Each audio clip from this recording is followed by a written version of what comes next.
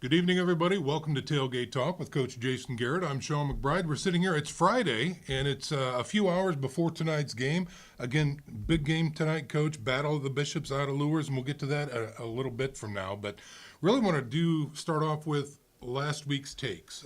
Had a tremendous outing against Northrop. Some players really stood out more than others, but again, the seniors took charge and got a nice W for you. What's your takeaway? Yeah, amen. Yeah. That is a takeaway, and executed from the get-go. I mean, I think it was a 62-yard kickoff return that set the stage, and then Trent with a couple of long runs. Offensive line did a terrific job. He hit the hole and was vertical, and then Ethan showing once again as he continues to get better and better each week that he can hit his mark. And Carter got open on a few there deep, and Ethan put it right on him. So to go into that game and having, for us, the sixth run on the ladder, right? We're climbing the season ladder, and to be able to execute at that high level and get all that work done so early and so efficiently was terrific. And I think it bides to build a lot of confidence going forward. You bet. When we talk about some of those players out there, more specifically, when I was up in the booth with Pat Donnelly, we noticed Ethan Springer. He's had composure, he's had poise, he's had his abilities, and we've just seen him every game just get better and better and better. But really his accuracy last week I thought was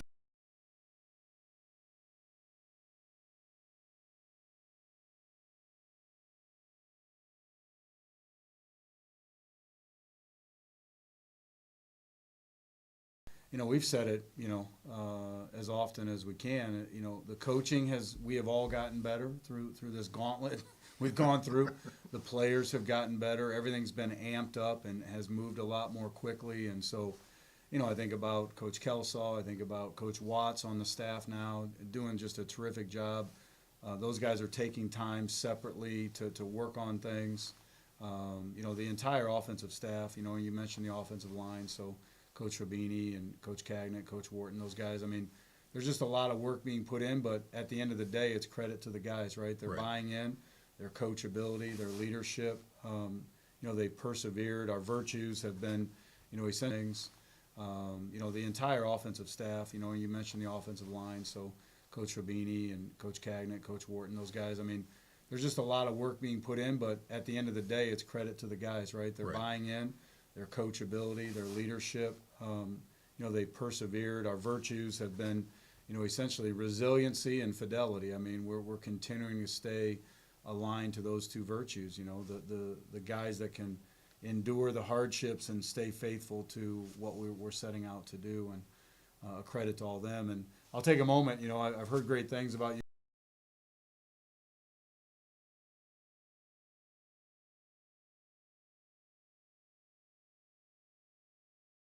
arguably one of the worst spots to play. Good home field advantage out of Luers every year. A team marked with speed, agility, and great coaching. Tell us a little bit about the game plan going into tonight. You hit on it. I mean, from an offensive perspective, they do a lot of really good things. It looks very similar to some Luers teams of old, I'll say. Yeah. Getting into some I formations and running some power at you, running some play action, a lot of motion to move your eyes. Their screen game is in full effect again. And then, every now and then taking those shots. And so, there's a lot of counter motion, a lot of things that they do. So, and for us, it sets up perfect, right? I mean, week 7, we've seen so much. We've played against so much talent, great offensive lines, Division I running backs, receivers, the list goes on. And now we got a tremendous schematic approach that's going to force us to, and help us really to see how disciplined we are, because we give you different looks. And so we just got to be very efficient. I mean, the last couple years, it's unique. And then full moon on top of it all. There it is. And full moon on top of it all. There it is. Yeah, that's a great setup. It's going to be a great night. Yeah, exactly. Good stuff. When we look at again getting back to the Dwenger Saints and where improvement has been, Lozada, I think your linebacker core, they're peaking. I honestly believe that. They were tenacious and just getting after it last week. And I think that's going to be critical tonight as well. The counter tray, the screens, the screens, the athletes back in out, space, back out. Yeah, Yes, yep. it's going to be a big challenge. Amen. I think they're up for it though. Yeah, I think they're all three tired of me screaming from behind. Who you got? Back out, eyes. Back out, screen, dive. We've been all week, but yeah. And I think thanks be to God our schedule has set up where, like I was saying, every week it's helping us get better and get ready for the postseason. And here's a challenge where now we definitely need to be executing at a high level with our eyes and making sure we're, and they've been hearing me say it, and Coach Nepper and the whole defensive staff, do your job. Just do your job. Just do your job, especially on the backside to counter Trey and things. So. Yeah, and you talked about counter Trey and things. So. Yeah, and you talked about the virtues, fidelity and persistence. When you talk to this team, this is not week 7, but the halfway point of the entire season. Yeah. And to have that persistence and to have that faith right. that we're not close to being done. Right. No, we're in it for the long haul. Right. And they have clearly responded. And they have clearly responded to those messages, haven't they? Responded to those messages, haven't they? Yeah, I mean, credit to our guys and our captains. I mean, they love each other. They took the locker room. The last 2 weeks, they've taken the locker room. They took it at Homestead. The seniors did, the captains. And, took it at Homestead. The seniors did, the captains. And, that's always a good sign, right? Because they take ownership. It's their team, But, yeah, the persistence, the resiliency, the fidelity. We go back to January. We changed our weightlifting program. We intensified it. It's like a military training. We've pushed them hard, and we've pushed them hard, and we knew the mountain that we were climbing. And yesterday on the radio talking about the two opponents to begin the season, and people thought we were crazy and we were written off, and but yet the lessons we've learned, and I go back to the locker room, I think it might have been Lozada, a couple of those guys at halftime at Moeller, after the bus had broken down. I mean, you just go through all the adversity. You talk about a battle-tested group of guys, and, Lozada and those guys, where else would we rather be? We're getting better. This is good for us.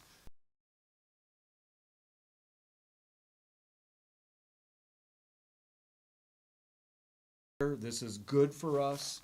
Let's go play the second half. Let's get back on the bus, go back home, start SA. I mean, and as a coach, you just, it puts a smile on your face. It helps your heart because that's what you want them to learn. That's the more than football piece. Resiliency, fidelity to what you set out to do.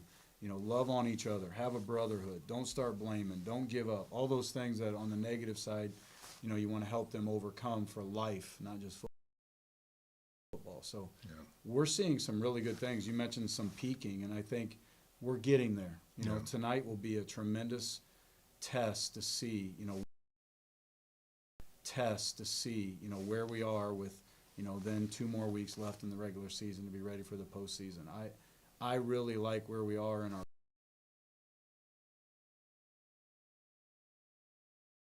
regular season to be ready for the postseason. I really like where we are in our culture. I like where our seniors are at. We're healthy. Once again, we got Dylan Tittman back. We got Jordan Henry back. We got Nick Tittman back. So, we're starting to see some of that now, week 7. So, head in a good direction. Tonight will be another great test. That's a great way to leave it. So thanks very much for being with us, Coach, and best of luck in tonight's game. Thanks That'll again, do it for Tailgate Talk, ladies and gentlemen. We'll see you on the sidelines. Good evening, football fans, and welcome to Bishop Dwenger Football on the Saints Sports Network. We are broadcasting live from Luers Field on the campus of Bishop Luers High School, where tonight the Saints and the Knights will clash in the Battle of the Bishops. Our opening prayer is moments away. As you recall, one of the most special things about this rivalry, of course, is that both teams are rooted in Christ. They're brothers in Christ. And at midfield, before every game they play, both teams take a knee, and we always have one of the chaplains coming out to say the prayer. Sometimes we're blessed with the presence of Bishop Rhodes, but he actually does have more important matters. He is in Rome for the synod, so that slightly trumps we'll allow that. Yeah. We'll allow that. So he's not here tonight, but we do have the chaplains on hand as usual. So we are moments away again from our opening prayer as the teams will come out and take a knee at midfield. And that will give us some extra time to talk about this matchup. So we'd like to welcome you to Luers Field. I am Eric Pete, joined by Kevin Burns. And Kevin, good to have you back after a couple weeks, and I think we picked a good one to come back to.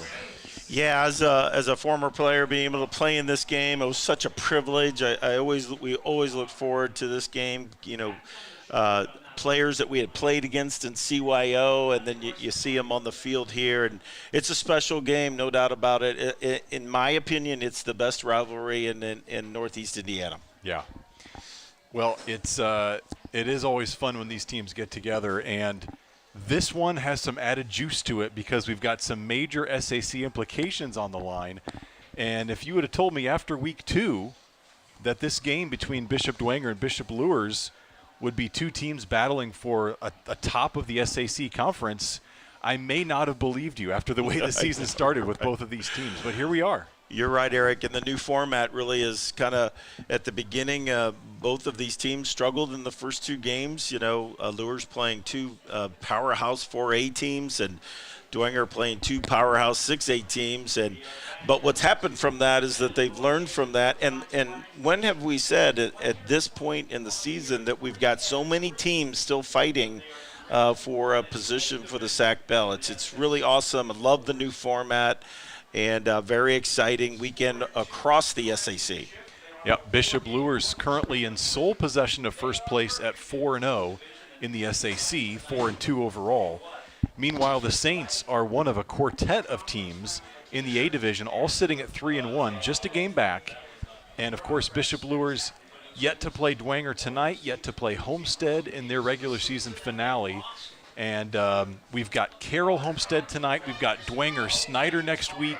So the last 3 weeks, all these monster matchups will go a long way in determining that. And it starts tonight with this ball game right here at Luers Field.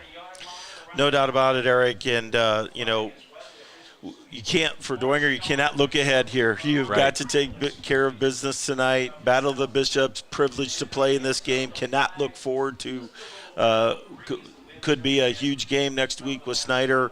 And we are playing for something here. You're playing for the Bishop's Trophy, and I think that means a lot. And I know that they'll be well prepared. This team has improved, especially our quarterback, Ethan Springer. He has really done a great job of improving. And this whole offense has some real confidence right now versus those first couple games when we were trying to see if we could get a first down. That's right. And now I think they believe they can move the ball on anybody.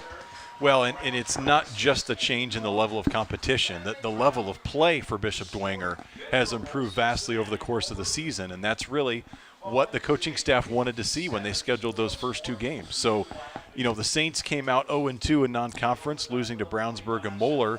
The Luers Knights, you mentioned some good 4A teams. They went up to East Noble and lost 45-7 in the season opener. Then they hosted New Haven and lost that game 36-7. It turns out those are 2 pretty darn good 4A teams. New Haven still undefeated at 6-0, and East Noble at 4-2. So both teams coming in at 0-2. We didn't know what to expect when conference play hit, and lo and behold, Bishop Luers has found its stride.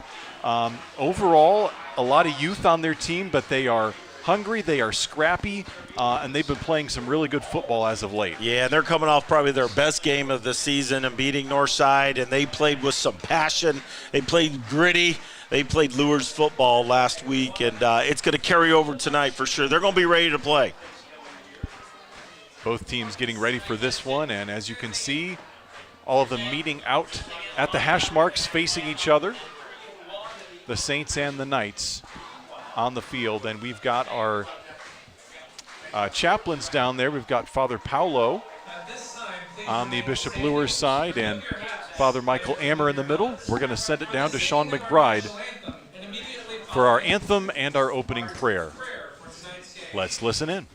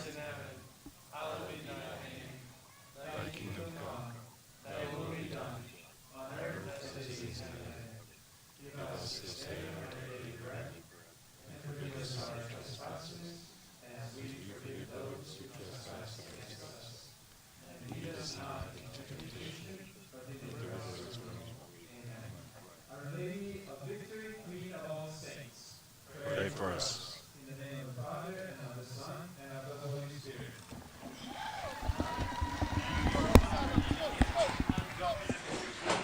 Well, there you go. As expected, a little good-natured ribbing, even in the prayer. Yeah. I think we had that last year too, Eric. I love it. You just got to love the rivalry piece. I love it. So that prayer was courtesy of Father Paolo, pastor at St. John the Baptist here on the south side of town, and it is just so great to have the priests on both sidelines, fully in priest garb, and just to have them there. Players can come up and give high fives. They just know that they have a spiritual father and a presence on the sideline along with them. Yeah, and isn't it nice that that both of these teams probably went to Mass before the game, which is always awesome. And only two schools here can say that in the SAC, and what a great rivalry here. And the team captains walking out to midfield. We're going to listen in with Sean McBride down at the 50-yard line for the ceremonial coin toss.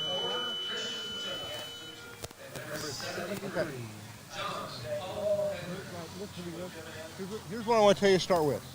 Sportsmanship's the name of the game tonight. You guys as captains, we look for you to be leaders of your teams. Keep them working that way, please. All right?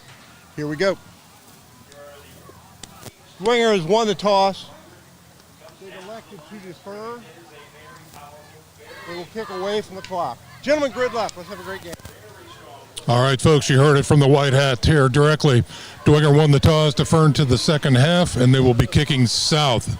Beautiful night here at Luers Field, back on the natural grass. Nobody does it like here, Luers, so we're looking for a great game tonight. Back up to you, gents.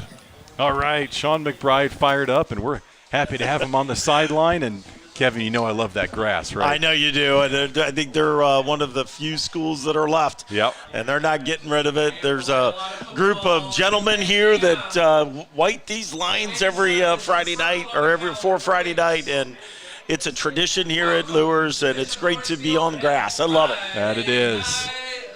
So we're getting set to go. The Bishop Luers Knights sitting back to receive this kick, and Bishop Dwenger's had the upper hand as of late. They've won 6 of the last 7 meetings between these teams, but 5 of the last 7 have come down to a one-score game, and we'll talk more about those throughout the broadcast. Of course, last year, 17-12, the Saints coming out on top right here at Luers Field, a game that Saints jumped out to a 10-0 lead.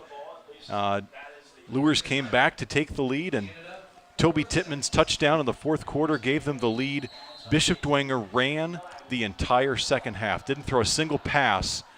We'll see if that plan holds true tonight. We've got a touchback on the opening play, and that's where we'll start things off.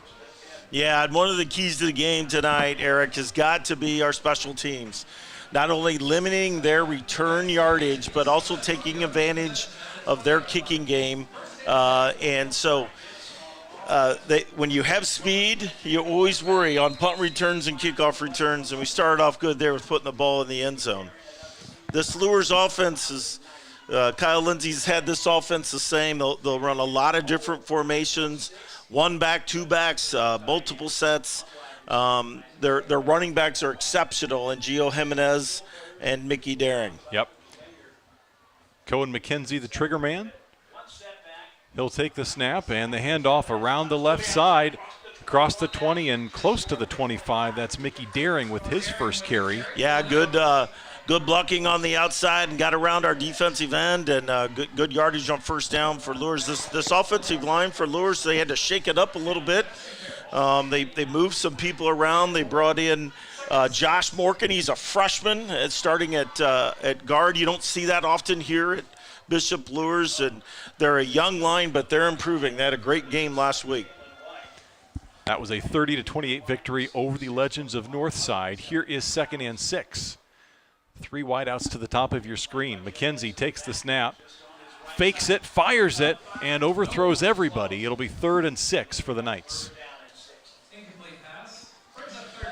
You know, Eric, from what I saw from Cohen, he's got a very good arm, good intermediate routes, but he has struggled throwing the ball deep, and part of that is that he hasn't had the time to go back and set up and view the field. So it'll be very interesting to see if the offensive line can give him some time to look for these speedy receivers. He's got a couple of them, Isaac Zay, Jalen White, both of those receivers catching a touchdown pass last week.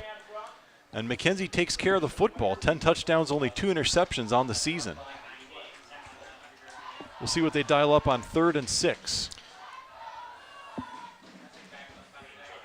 3 down men for the Saints. McKenzie fires towards the sticks. It is caught and dropped right at the line. Catch by Zay. We'll see where they mark him. They're standing right at the 30. There's a flag down too, Eric. We might get holding on our DB here. And Isaac is a senior and has played. He's got a lot of good experience. He's a big receiver. He's 6'3", 210 pounds, and very good hands. And, we've got pass interference. So but again, short intermediate throws is where they're very good at. That completion good for 6 yards, but more importantly, the penalty gives them a first down regardless of the spot.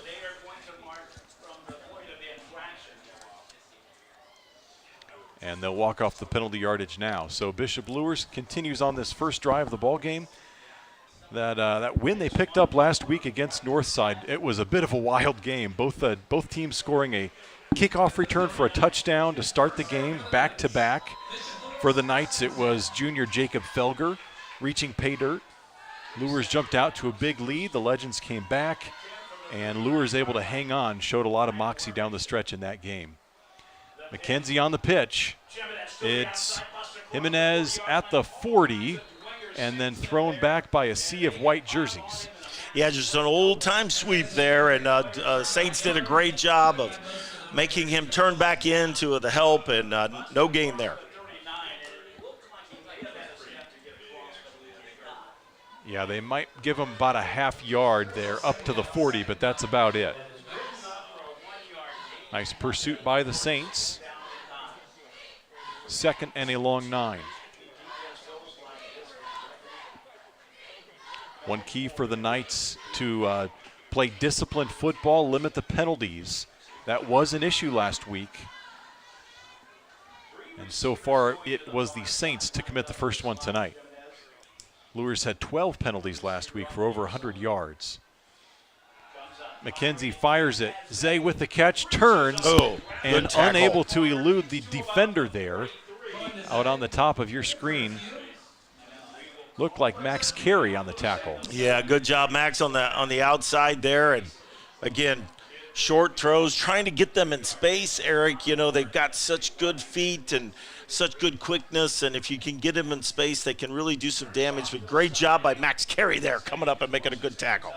No yards after catch. Gain of a couple on the throw. It's going to be 3rd and 7. Let's see if the Saints can put some pressure on him, and this is where he'll throw it early if we can get some pressure on him. Again, short, intermediate throws is where he's really good. Saints do bring some pressure.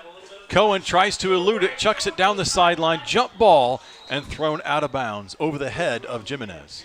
Yeah, really good pressure by Peter Thiel. He's playing some ball here lately, Eric. Peter Thiel is, and good pressure there, and made Cohen throw it easy.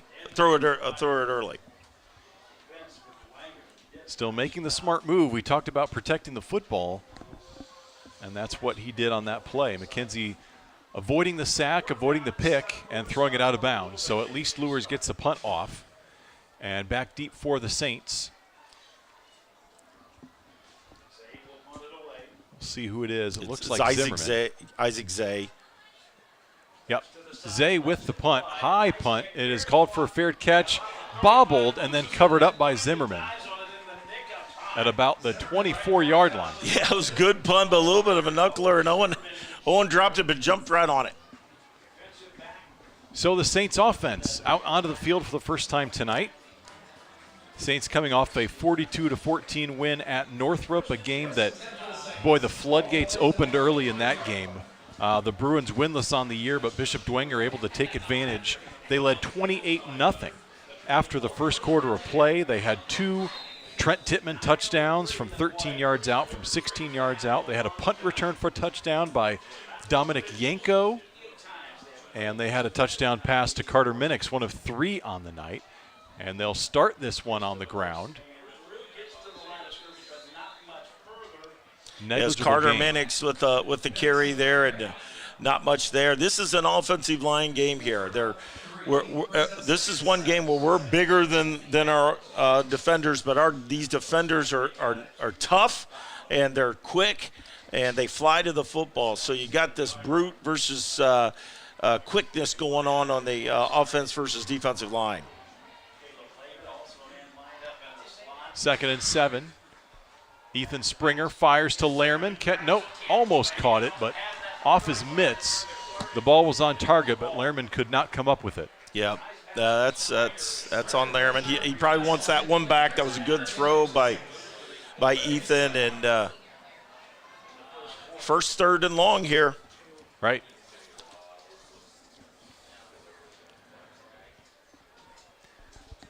Springer completing about 53% of his passes this year. Over 700 yards on the season. Here he is on 3rd and 7. Wants to throw. Got some pressure, trying to get rid of this. And there's the pressure. They get him back behind the 20. It's a sack for the Bishop Luers Knights.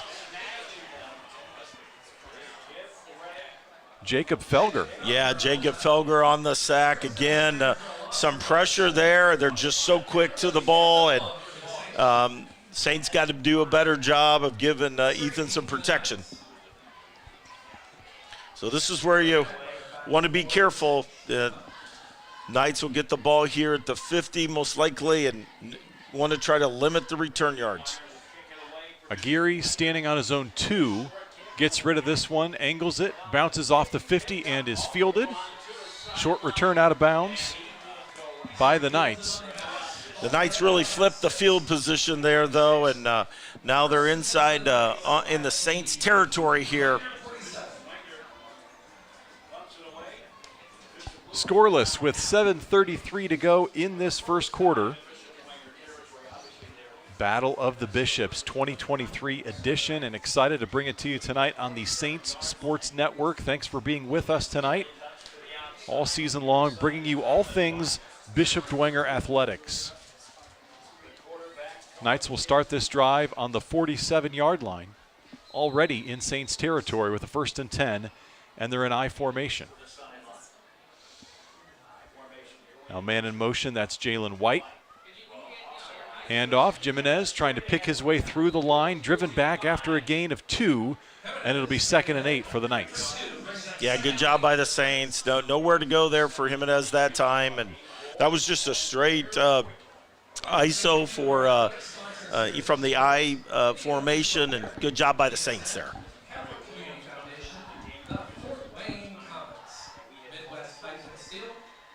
So far, the Knights have been content to take their time in the huddle, no hurry-up offense. The longer they can stick with Dwenger, the better in this game. So they are in no rush offensively. They'll go back to the I on 2nd and 8.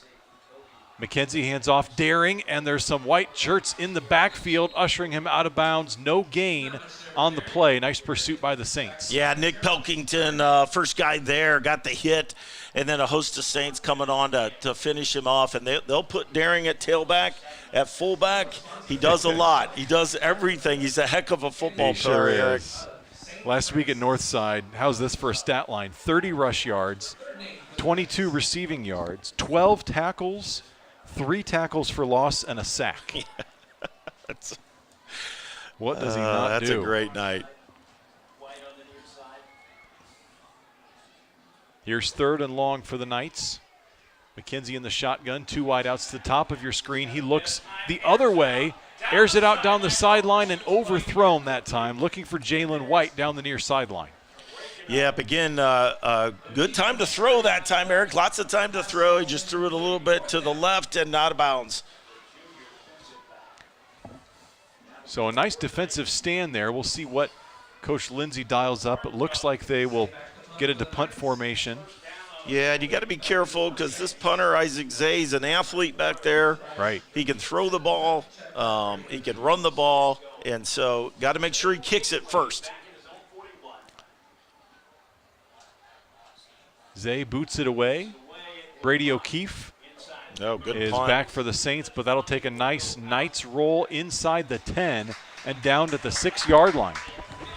So far, the Knights, as you said, Kevin, they've flipped the field. They're winning the battle for field position, and so far, that is the battle of the night. 6:29 opening quarter.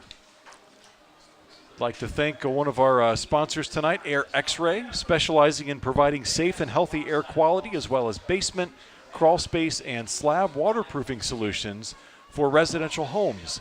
Call their experts to improve the health of your home. That's Air X-Ray. 6:29 opening quarter, scoreless here at Luers Field. Here come the Saints with their 2nd offensive possession and trying to hurdle the defenders, getting upended that time. Looked like Trent Tittman. Yeah, Trent playing a little tailback tonight. They trying to use Toby Tittman more on defense, and they went with an ISO. Good play by Javins. He's a senior, 6'4", 188 pounds. Guy had a heck of a game last week, too, and he's all over the field. He's one of these seniors that has just really brought this team together. I formation. Tittman again, that time bowling over some defenders, then falling across the 10-yard line up to about the 14, and that puts him into a 3rd and 5. Yeah, good lead block again. attacking the right side of Luers' defensive line there. 3rd and long again, but a little bit more manageable than the last one. Split backs for Springer. Saints looking for their first down of the night. Springer with time to throw, fires to the sideline, looking for Minix, but a bit off target. It's going to be 4th down. Yeah, Minix actually slipped there, and I'm not even sure he would have had the first down if he had caught it. So good job by the Luers defense here. They're 3 and out and kept Dwenger down here in the Saints territory. We got to get a good punt here. They're gaining yardage on the punts. Right. Davion Surrey deep to receive this one. He received the last one as well, but he's standing at the Saints' 42-yard line. They do get the punt away. Surrey chases it down the far sideline, takes a Saints bounce, and will not get a chance to return that one. Dribbles up to the 49-yard line. So 2nd consecutive drive that the Knights will begin in enemy territory. 5:09 first quarter. No score and not a lot of offensive movement, but we're slowly inching towards this side of the field. Right. It's a battle of the punters right now.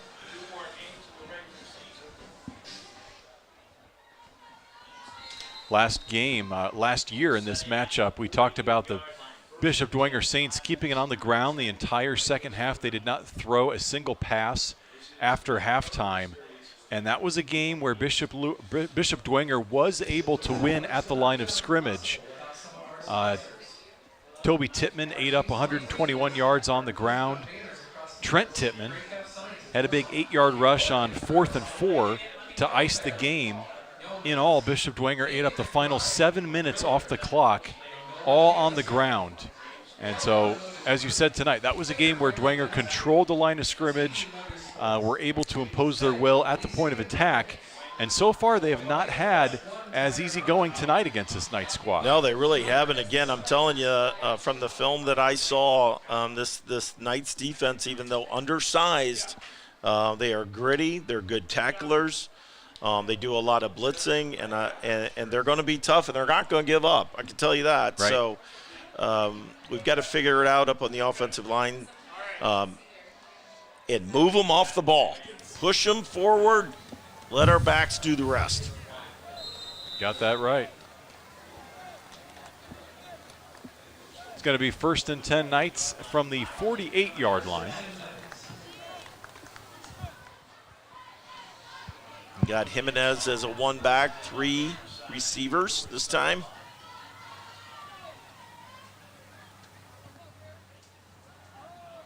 Fakes the handoff. McKenzie fires, and it was on target, but the defender was there as well. He was looking to hook up with Javins, the big tight end, but incomplete. Nice coverage on the play as well. Yeah, Ryan Groves right there, knocks it down. Really good coverage. Good play design, but better defense that time.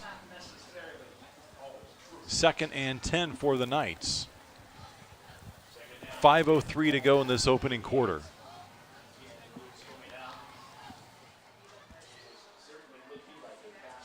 Going back to the 1-back set with Jimenez. 2 wideouts to the near side for the Knights.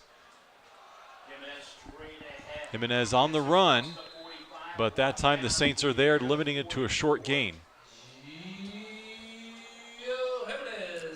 Yeah, another 3rd and long here. And again, last time the Saints couldn't get any pressure. I think it's important to try to put some pressure on him to see if he can throw it early. And you're right, they are really slowing it down, playing the clock here. Yep. Inside 4.5 minutes to go in this opening quarter. 3rd and 7. The Knights need to get to the Bishop Dwenger 38-yard line for a first down. Nope. And whistles before the snap. It's going to be a timeout taken by Bishop Luers. We'll step aside as well. You're watching Bishop Dwenger football on the Saints Sports Network. OMSA and Diepenbrock Facial Cosmetic Surgery is the premier oral and facial surgery team in the tri-state region. As a full-scope practice with a proven track record, they offer outstanding care and exceptional results. With over a century of combined experience, they specialize in restoring natural beauty and self-confidence through surgical and non-surgical methods. By understanding just what patients need and want, OMSA and Diepenbrock Facial Cosmetic Surgery is dedicated to helping you live your best life.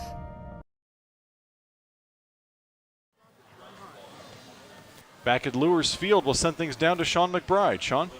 All right, Eric, just an update from the sidelines down here. Coach Kelsaw and Coach Watts talking to the receivers and the quarterback about the grass. A lot of the kids are complaining about how slick the grass is. We saw that incompletion, whatnot, but they're just going to say, hey, flat out, let's go. Don't worry about them. It's slick for them as well, and you know where you're going. So a little confidence boost, and it's time to slap the tail pads and get them going. Back up to you. There you go. It's funny. It's a complete opposite of how things used to be. No kidding. When you go to play on turf and think about a team maybe having advantage because of the turf, and now the grass is the field that's more rare. Here's the handoff and a nice bit of running by Daring straight through the middle, and he's got enough for a Bishop Luers first down at the 36-yard line. Yeah, 3rd and long this time, and they put all the receivers to the left and then run Daring to the right. It was a good play and caught the Saints off guard there. And first down for the Knights outside of that penalty.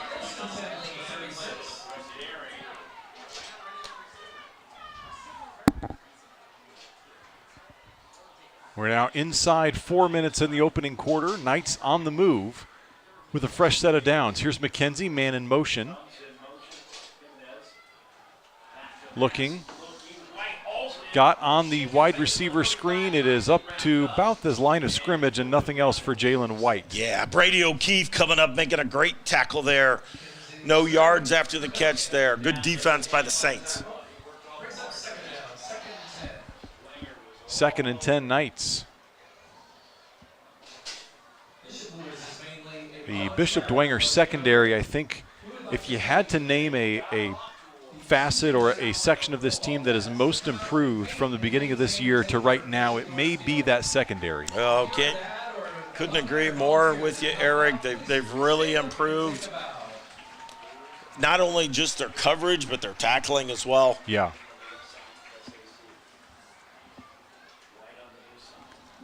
Second and 10. Here's McKenzie. Corrals the high snap, inside handoff through the middle, and Daring powers forward to about the 31. Picks up half the yardage towards the first down. Yeah, he's a load to bring down. You got to wrap and you got to have gang tackling because he's not going to go down on the first hit. I would bet this is a 4-down territory though, Eric, where the ball is. So it's 3rd and maybe 5.5. But I'm sure the Luers Knights staff is thinking 2 plays here for sure. Well, if you're the Saints defense, you kind of should be used to going against a Mickey Daring-like player because you've got Trent Tittman. Yeah, they're very almost similar. Identical they're players. Both 5'9" and 190 or 195. This time to the air, McKenzie has his man, and it's enough for a first down. Yeah, good slant pattern by Isaac Zay, and Cohen put it on the money there. Good coverage, but better offense.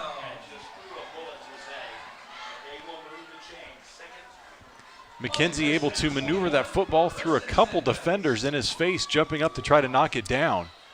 Somehow got that ball through a tight window, and Zay hauled it in. You can see there the strong hands of Isaac Zay and his maturation as a football player over the years. As you said, Kevin, he's been a part of this program for quite some time, getting varsity looks, and it's all paying dividends here in his senior season. McKenzie this time hands it off. Jimenez through the left side, and he's inside the 20-yard line. Gains a couple yards on first down. Yeah, Trent Tittman on the tackle there, along with Lozada. Good 3 yards for the Knights offense, and good power football there. 124 and ticking in this first quarter.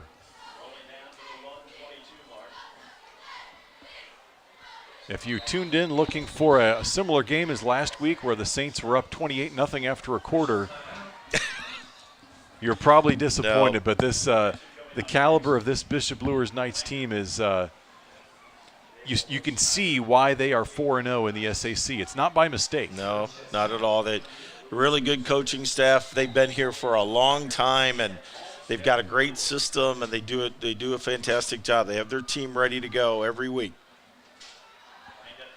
Jimenez in motion. They'll hand it off through the middle. That time the Saints wrap up Mickey Daring for a loss. Big play there. Christian Lozada leading the charge for the white jerseys. Yeah, Thomas Pori in there as well. So big play there for a loss of down or loss of yardage. So good job by the Saints. It's going to be 3rd and about 9. We are inside 35 seconds here in the first quarter. They do have to get at least one more play off. But if they don't convert the first down, they're going to have the quarter to think about what to do.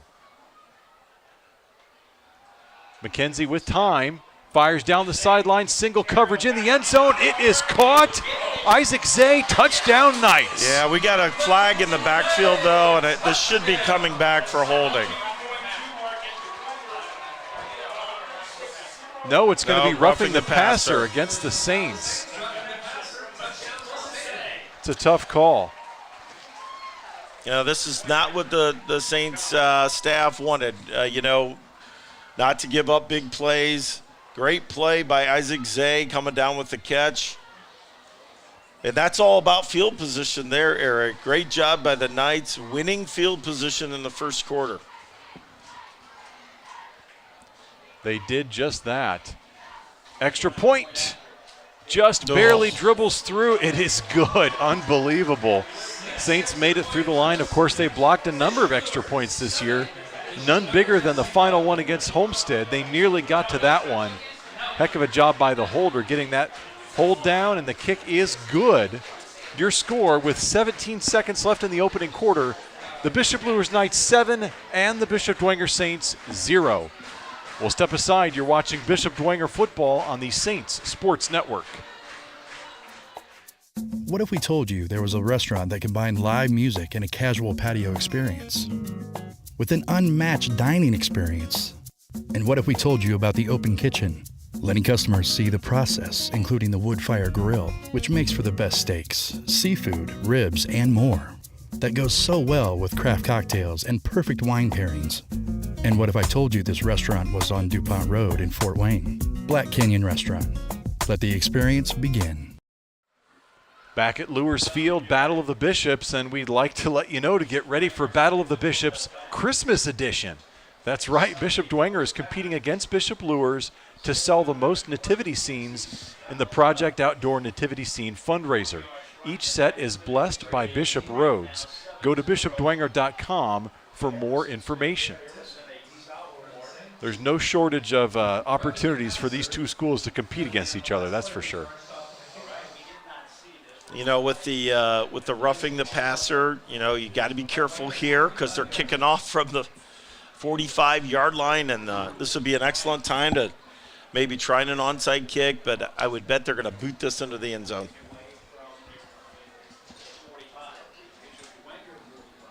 We'll see what Coach Lindsay dials up. Back to kick for the Knights is number 40, Angel Rojas.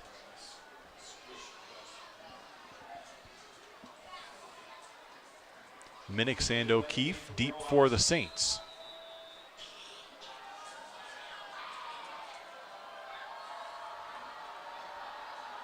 He does kick it deep, and that one easily through the back of the end zone for a touchback. This is an important drive for the Saints. They just kind of don't feel like they're into it yet. That not kind of look flat. And I think this offensive line's got to take control here, move this ball, and get this field position switched again. Well, keep in mind the Saints have yet to pick up a first down. They've had 2 offensive drives, both 3 and outs. And Bishop Luers, we talked about the field position battle being the main battle throughout that first quarter. We do have 17 seconds left, but the Knights able to cash in on winning the field position battle. Here's a first down inside handoff for the Saints. Trent Tittman finally going down across the 20-yard line. Well, we got a flag, and good run by Trent. That's that little veer kind of action where they just hand it off to him right up. But we've got a flag on the far side.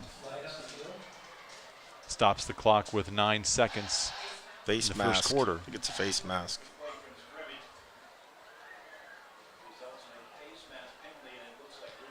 That is the indication. So they'll walk off that penalty yardage.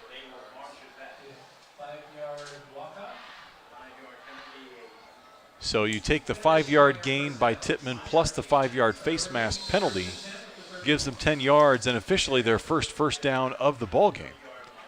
And they wind the clock inside 5 seconds. They will not get a playoff.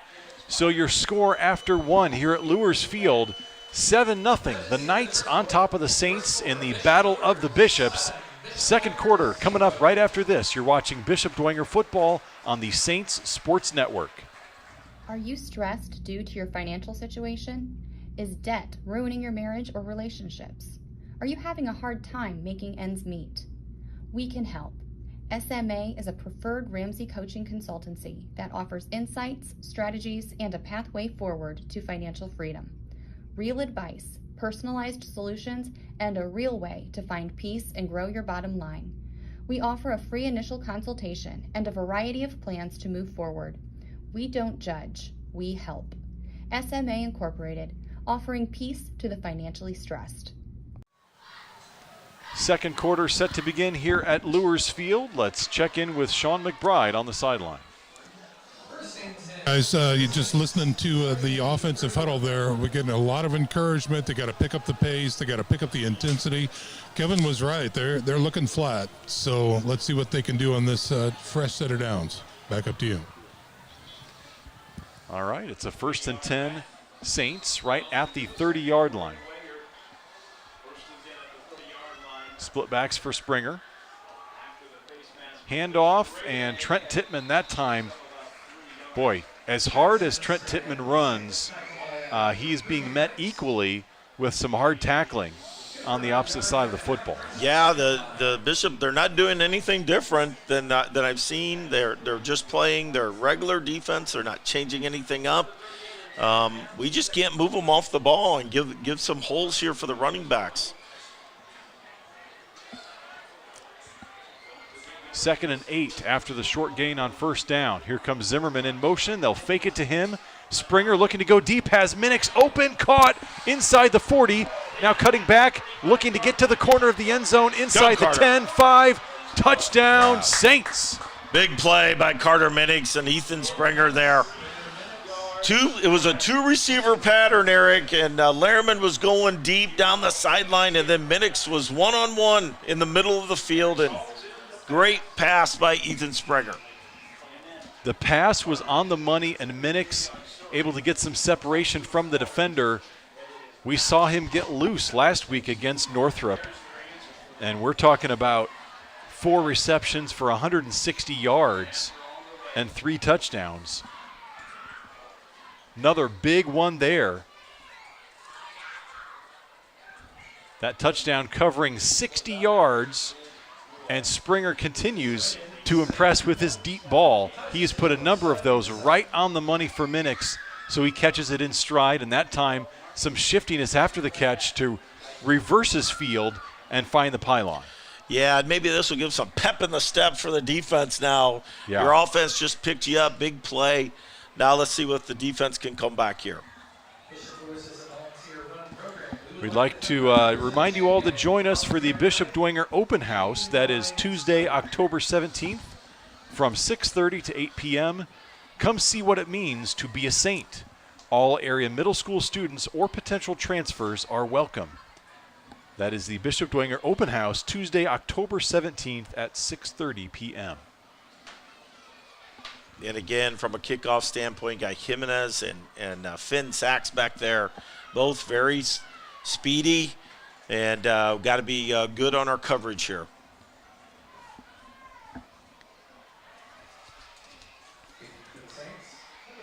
So the Saints tie up the ball game with 11-12 on the clock in this second quarter.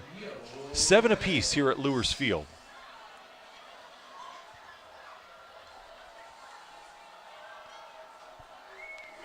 Lucas Wynn, the sophomore kicker,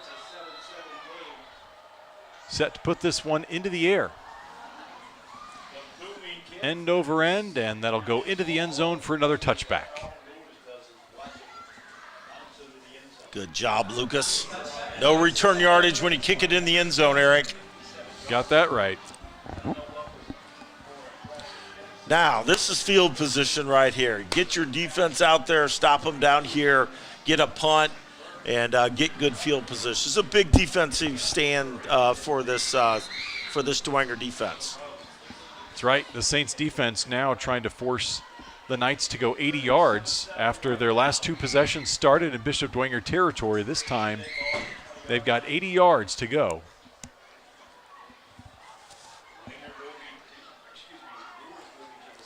It'll be McKenzie in the pistol. Here's the snap. It's a handoff. Tries the middle of the field. Again. Saints stand him up after a short gain. It's just a tough runner. Just reminds me so much of Trent Tittman. These two are like looking in the mirror at each other. Yeah. And, you know, it didn't look like he got much, and he still gets 3 yards. Right. That's been Trent's MO all season long.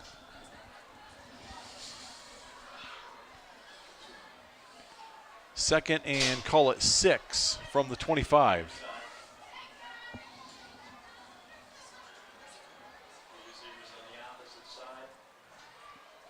Here's McKenzie, hands it off again. This time around the left side, and the pursuit is there by the Saints.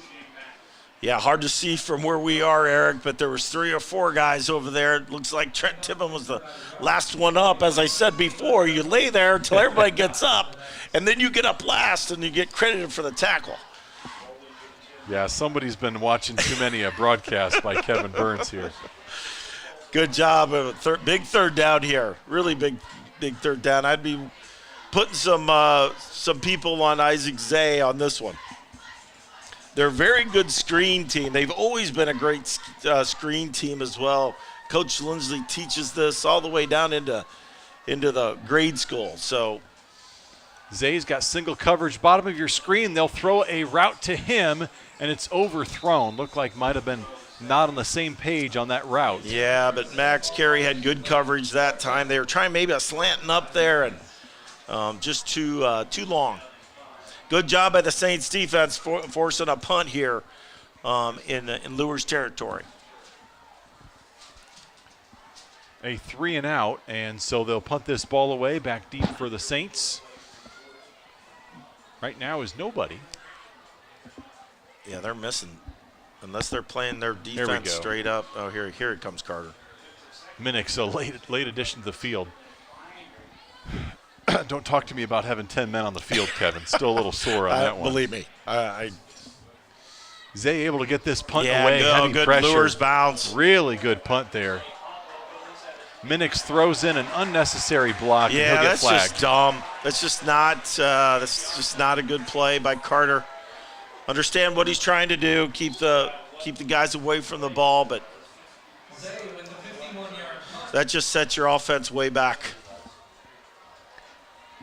Already a nice Knights roll to begin with, and Zay did an outstanding job getting rid of that punt quickly. Yeah, the Saints were coming that time. Yeah. They were trying to punt block, and they'll wave the flag off. Okay. And I was wondering, it did look like a legal block. I think the optics made it look worse than it was. The only thing they could maybe call on that is a blindside. Yeah, but even that, let's just get away get the ball. It's our ball, right? Let's get away from it and let's go. So understand what he's doing. I get it. Yep. So 9:24 in the first half remains, and here come the Saints. Fresh off of the Minix touchdown. This time they'll start on the ground with Trent Tittman trying to string it out and around the right side. Yeah. And the defense is there to push it all the way out to the sideline. Yeah, it's going to be hard to run wide on this defense. They are so quick. And they did a great job there. No gain that time. Trent just able to get back to the line of scrimmage, and that's it.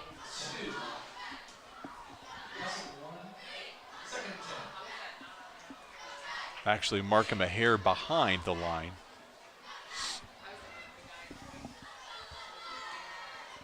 Second down for the Saints. 9 minutes in this second quarter remaining. And 2 wideouts at the bottom of your screen. I formation. Fake the handoff. Springer looking, wanting to go deep to Minix. Chucks it down. Minix is there. And somehow, no, he does not. He had it for a moment, and then it was knocked away. And you've got to credit the defense there by Felger. Yep. Pretty good coverage. Another great ball by Springer. Sure and was. Carter normally would come down with that catch, and they got the matchup that they wanted. A linebacker on Minix, and pretty good coverage though. Springer firing off at the back of his foot and still had the strength to get that out there about 40 yards through the air. Very close to a spectacular throw and catch. Instead, it's 3rd and 10 for the Saints. Wants to go to Lehrman this time. The defense is there, very nearly picked off, and Kevin, that would have been a pick 6. Woo. Yep. Saints lucky there. They're trying to do a little out to Lehrman, and the DB read it very well. Number 6, Jalen White. And if he catches that, there's no one there. Nope. But good job by the Knights defense, again, forcing a punt and, again, winning field position here. Saints offense cannot get going, moving this ball and getting consistent first downs. After the 3 and out, Aguirre punts this one away and takes a Saints bounce down the sideline. We'll see where they mark it, though. Looks like about the 40-yard line.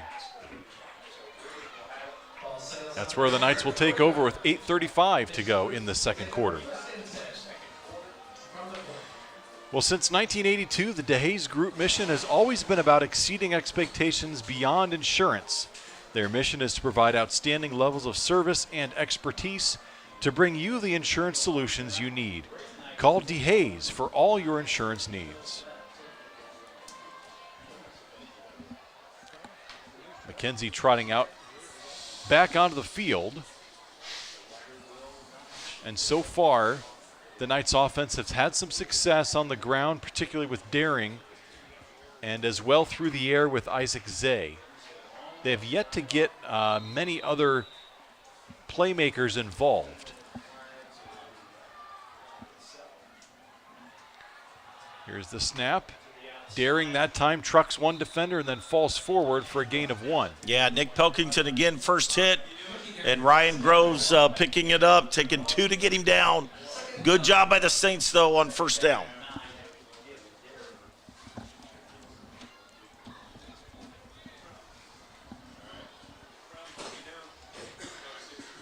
Second and 9. The Knights still content to let this clock run about as much as they'd like.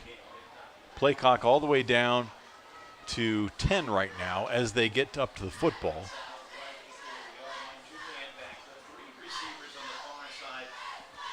And they snap it with 3. McKenzie this time with pressure, steps up, tries to elude and cannot. That time getting to him was Pelkington again. Yeah, first Pelkington getting there, and unfortunate Javins was open coming across the formation, but good scramble and good job by the defense, getting a sack, bringing up 3rd and long. 3rd and 12. The Knights have to get up to the midfield stripe for a first down.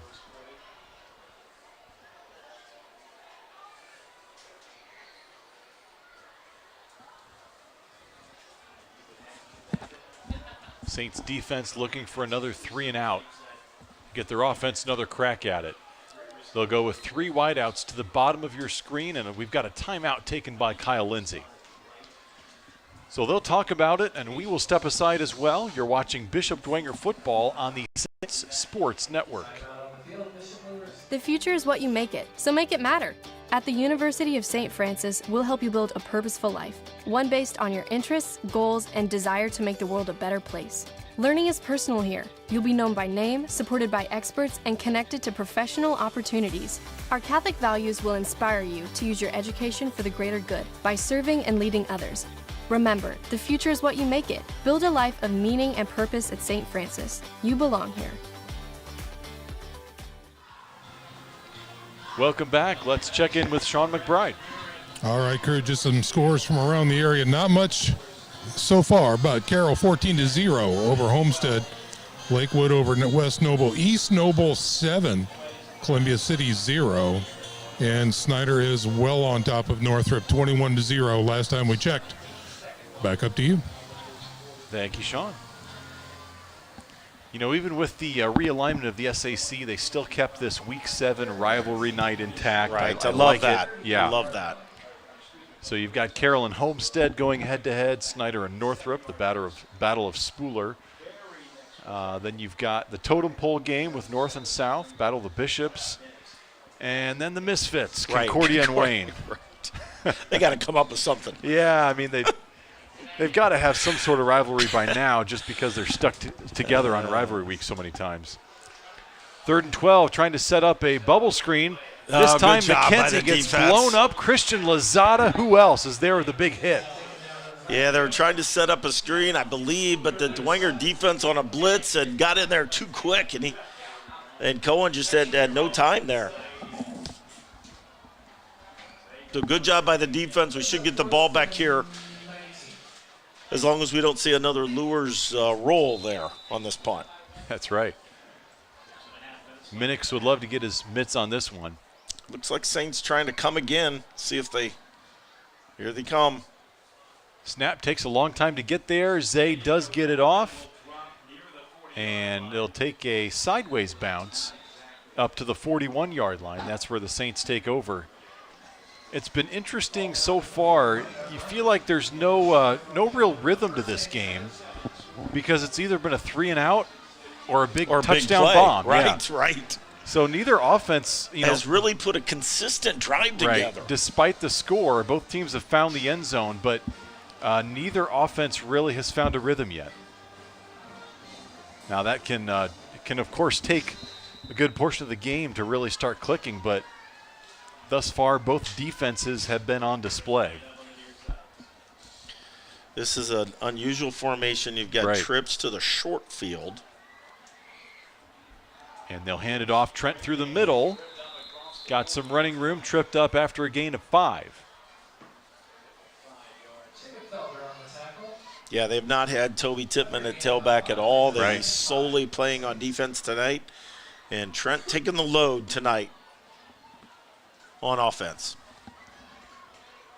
And it was this Battle of the Bishops night last year where Toby really had his coming out party with over 120 yards rushing. Trent Tippmann swallowed up that time after a gain of maybe 1. Really good job by the Knights defensive line, and they're just, again, undersized, but, man, are they quick. Yeah. Trent's jersey is looking quite dirty. Of course, that's one of the byproducts of the grass field. You get dirty, you get mud on your jersey. And Tippmann's already been found himself on the ground quite a number of times. 3rd and a long 3 for the Saints. Quick snap. Trent through the middle. He is caught from behind. He is caught short. It is Zay. Yeah, Isaac Zay coming up from a safety position. I'm sure that obviously have scouted this when they go to this 2 fullback formation. And Isaac, very nice play. And seen Coach do this before, on his side of the 50, go for it. So, yeah. He has extreme confidence not only in his offense here, but also his defense if he doesn't make it. Well, and a 4th and 2, normally you would dial up number 9 with the carry, but Trent Tippmann is not on the field right now. This is Toby now back there. Yep. And at first they'll try to draw him off sides. Yep. And then call the timeout. Yeah, good discipline by the Knights defense there, not jumping. Has been something that they really focused on this week, trying to hone in on the discipline and clean up the penalties from last week. They've done that so far tonight, and it's been an impressive outing by the Knights. Well, we'll keep it right here. We'd like to thank the Tippmann Group. Since 1968, Tippmann Group has been a family-owned business providing that personal touch with all customers.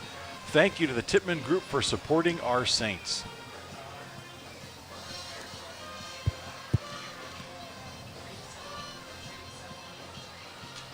Well, Kevin, we talked about some of the close matchups by these teams over the years.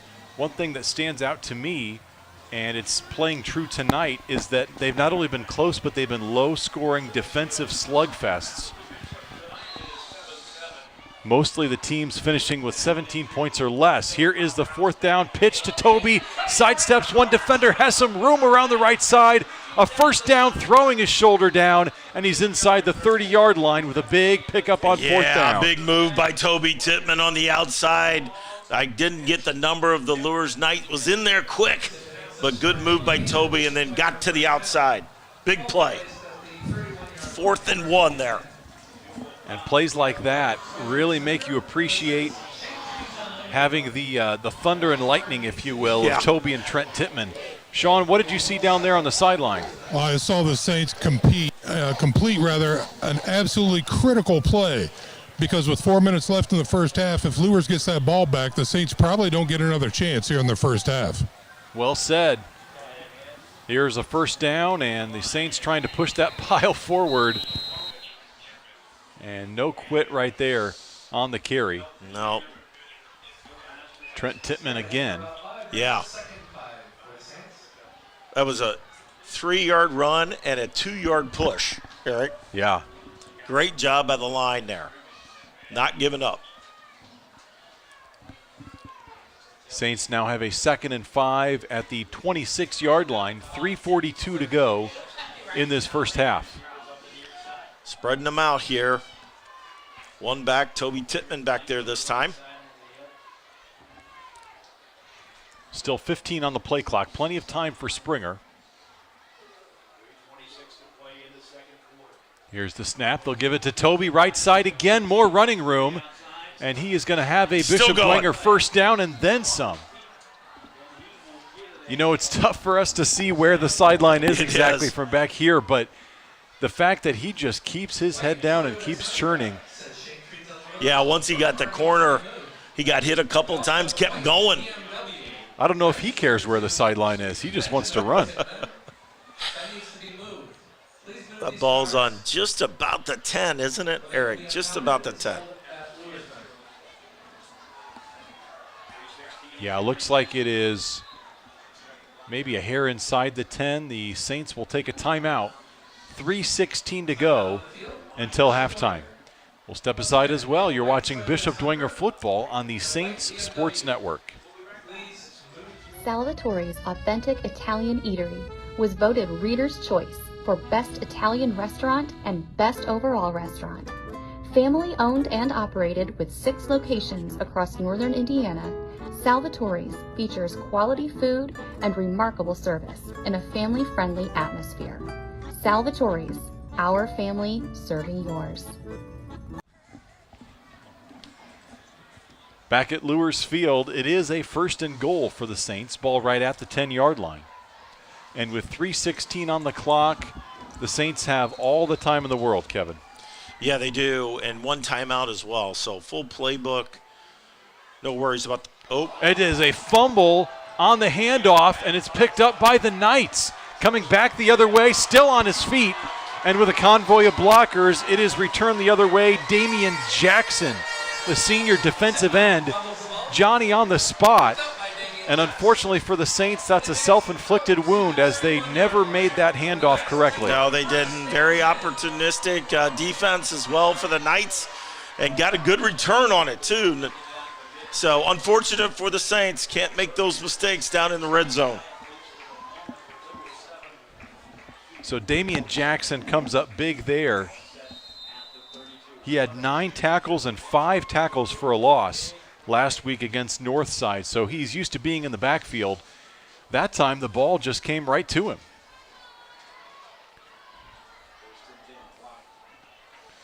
I would suspect they may try to go deep here one time yet left in this half. Yeah, one timeout, really tight formation.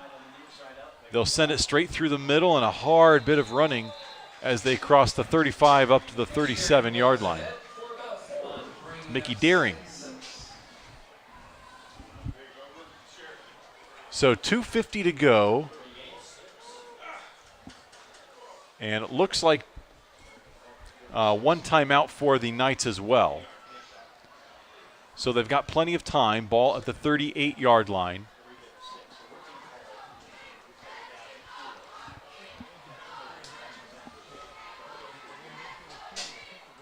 Here is the snap.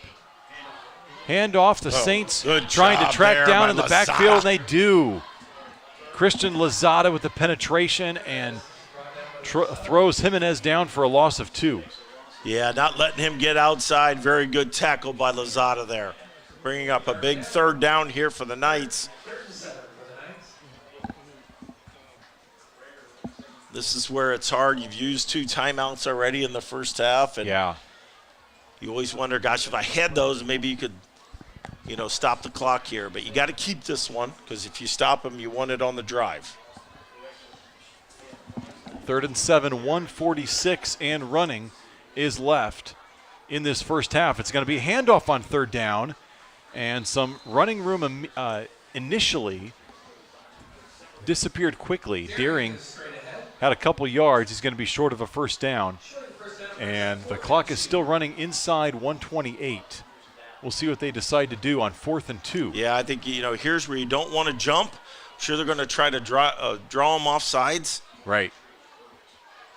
And I think Saints, it was Luers this time. Yeah, I think it was, and it is. That's going to stop the clock too, Eric. Saints actually, they were very, very close to lining up across the line of scrimmage, almost an encroachment call, but instead the Knights jump themselves, and it'll be 4th and 7 now. 1:15 to go. So the Saints, if they can get a nice return here, will have about a minute left, and now they run the clock. 106, 105. Stopped on a defensive. It did stop initially, and then they wound it. So Luers, they still have 27 seconds left on the play clock. Needed to call a timeout. Yeah, the Saints. And now finally they do. Coach Garrett might want to know why the clock was running. Yeah.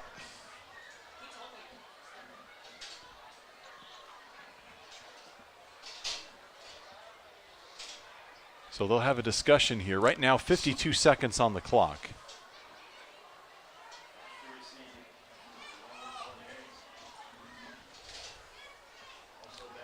Again, it is 4th and 7. Minix and O'Keefe both deep for the Saints.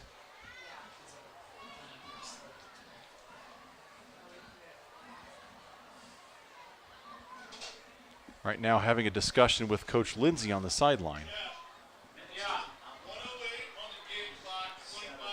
And they will now reset it to 108. I thought that the clock would stop on a penalty. So it'll go back to 108, and the Saints will retain. They did not cost that final time out of the half. No.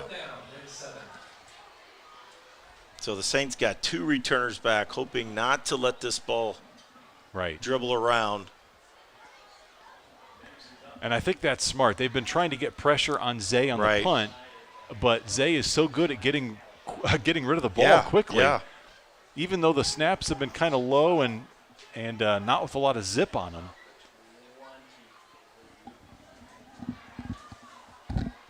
So they're getting things all set to go here. Clock has been reset to 108, and it remains 4th and 7.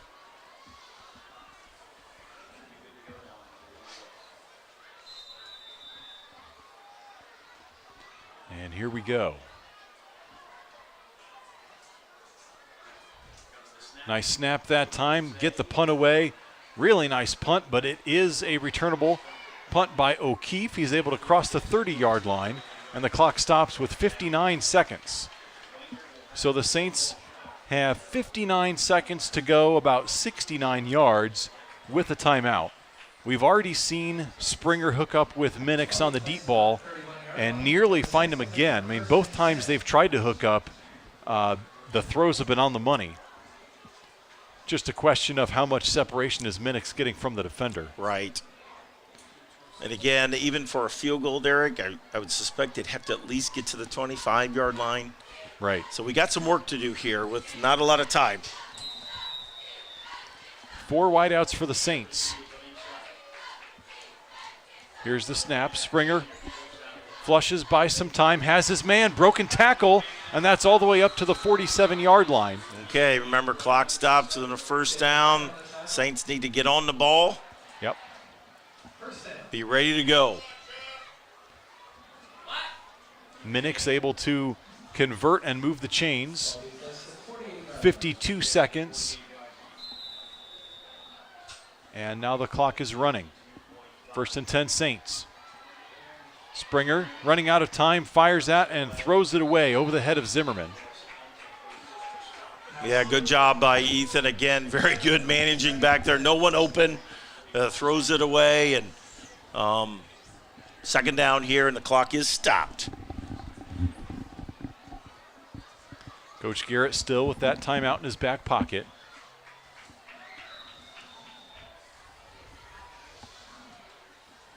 .45 seconds on the clock. Split backs and 2 wideouts at the top of your screen. They look in that direction. Caught by Lehrman. He's able to find the sideline after a gain of about 7. Yeah, good job by Lehrman. Good pickup. It gets out of bounds, too. Stops the clock there.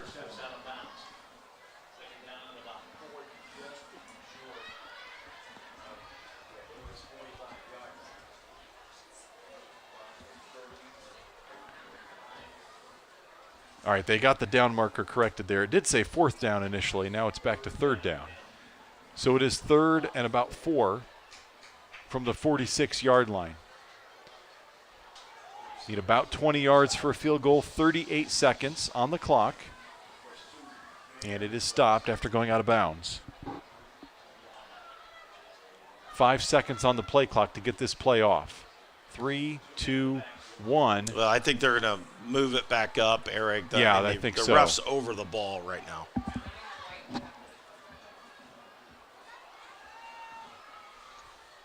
Yep, there we go, back up to 40.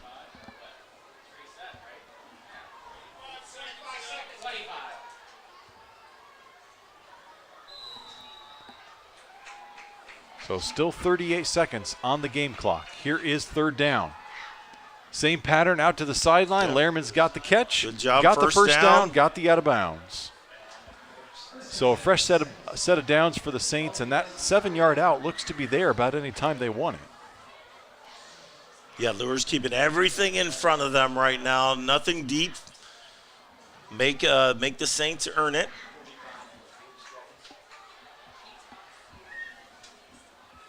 And that play only took 3 seconds. I might just keep doing that over and over again. Work your way down the field. Here's the snap. This time they go deep. Minix trying to get behind the defender, had a step on him, but Springer put it just out of reach. I don't think Carter had a chance at that one, but good play design. Try to go downfield here. That did not waste a lot of time. So, and why not take a deep shot on 1st down after all the short, quick outs? The dink and dunks. Clock is now stopped at 30 seconds.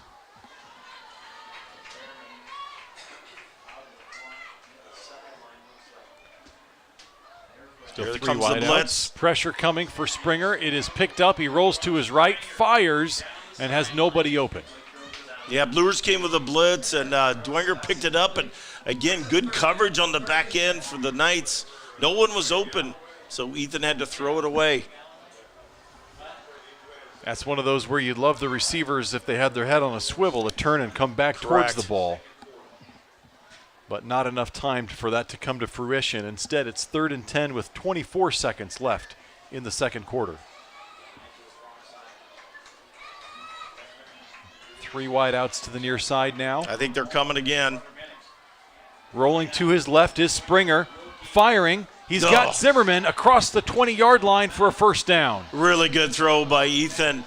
Running to his left and throwing with his right hand. That's a tough one. Very tough throw, and good catch by Owen Zimmerman there. It's at least got him in field goal position, Eric. Still with one timeout, too. So, yep.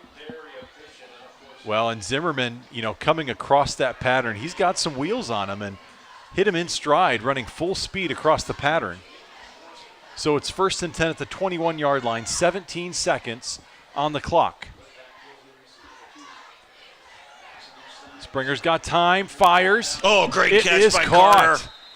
Minix comes back, leans back, almost does the limbo to go up and get that ball. Too. They can get on the ball too, and they can run this if they want. 11 seconds.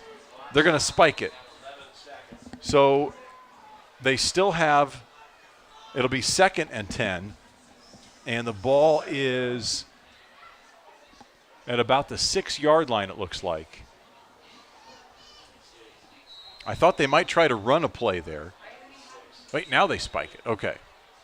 I think he might have spiked it before. Correct. Before he before he was supposed to. Yeah. Let's check in with Sean McBride. Yeah, that's exactly what happened, guys. He spiked it too soon. They weren't ready to fire the play. And actually, the ball is at the 9. I see your perspective. It's tough to see from up there. Yeah, here we go. We're back at it. Okay, thank you. Always good to have the eyes on the field. So 2nd down, 2nd and goal from the 9. Springer rolling to his right, pointing, directing traffic, Touchdown. Firing for the end zone. It is caught. Is it touchdown? It is. It is a touchdown. Trying to get a number on that. Was that a I can't tell. diving effort right at the end zone? Sean, tell us what you saw down there. I got to tell you, that was an incredible catch by Minix. He went down with a lawnmower, cut the grass to get that ball, and it ended up under his cradling it, and that was a good touchdown. That was real. Just a picture-perfect 2-minute drill there, really 1-minute drill by the Saints, getting the ball all the way down the field, and with 2.8 seconds on the clock. You can't cut it much closer than that. Cannot. 2.8 seconds, and they hit Minix in the end zone. Really well executed. They knew if they threw an incomplete pass in the end zone, they'd have one more crack at it. But Minix able to pick that one up nearly down at the turf. At first, I thought Springer was throwing it away. So did I. Because it was so low.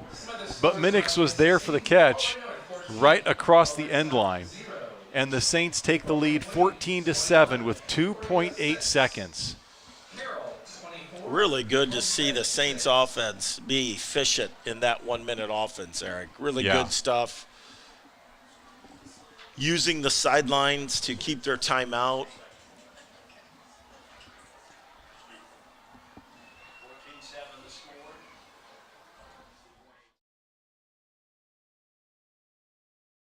Coach Kelsaw and that coaching staff for just a picture-perfect drill to end the first half. Yeah, and again, nothing crazy here. We'll get the ball at the beginning of the half because we deferred after winning the toss. So that was a big drive. That it was. So Wynn will kick this one away. We expect probably a squib kick.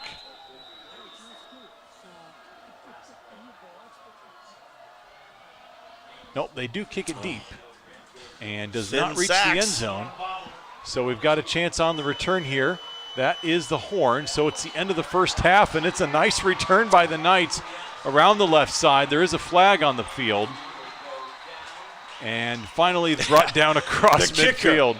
Lucas brought him down. How about that? He's in on for tackles. Now he gets we'll a tackle. Check the flag. Okay, it is against the Knights. I was going to say, if that's against Dwenger, you're going to have an untimed play, but it is against the Knights, and so that will reach us to the end of the first half. And what a half it was. 14-7, the Saints on top of the Knights in a very tough defensive slugfest half, but we had some offensive fireworks there right at the end as Carter Minix found the end zone for the second time tonight and his touchdown puts the Saints up 14-7 here at halftime.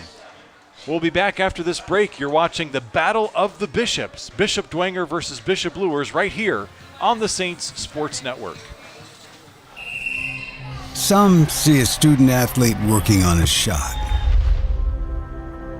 We see a powerful lesson in persistence. Some see a student preparing for success on an exam. We see a student athlete preparing for success in life. Proud to keep education in front of athletics since 1903. Some see a student athlete working hard in the weight room. We see a future leader learning there are no shortcuts to success. Some see a start to a swim meet. We see the starting blocks for life. Proud to keep education in front of athletics since 1903. At Indiana Farm Bureau Insurance, we're not just good at insurance. We're good at Matt's one-car, two-bedroom apartment with a home office/home gym insurance. We're good at Nick's SUV and farmhouse with a remodeled kitchen/art gallery insurance. And we're good at the Wilbur suburban home with the two-car garage/rehearsal space insurance. Have you seen my hockey socks? Have you checked your sock drawer? Start with Indiana Farm Bureau Insurance and stop knocking on wood. At Indiana Farm Bureau Insurance, we're not just good at insurance. We're good at Emma and Jake's just baby-proof their two-bedroom bungalow to prepare for baby number 1 insurance. We're good at Madeline and Chance's just gave in and became minivan people to make room for baby number 2 insurance. And we're good at Gabby and Nate's just moved to a house with a bigger backyard to welcome fur baby number 3 insurance. Start with Indiana Farm Bureau Insurance and stop knocking on wood.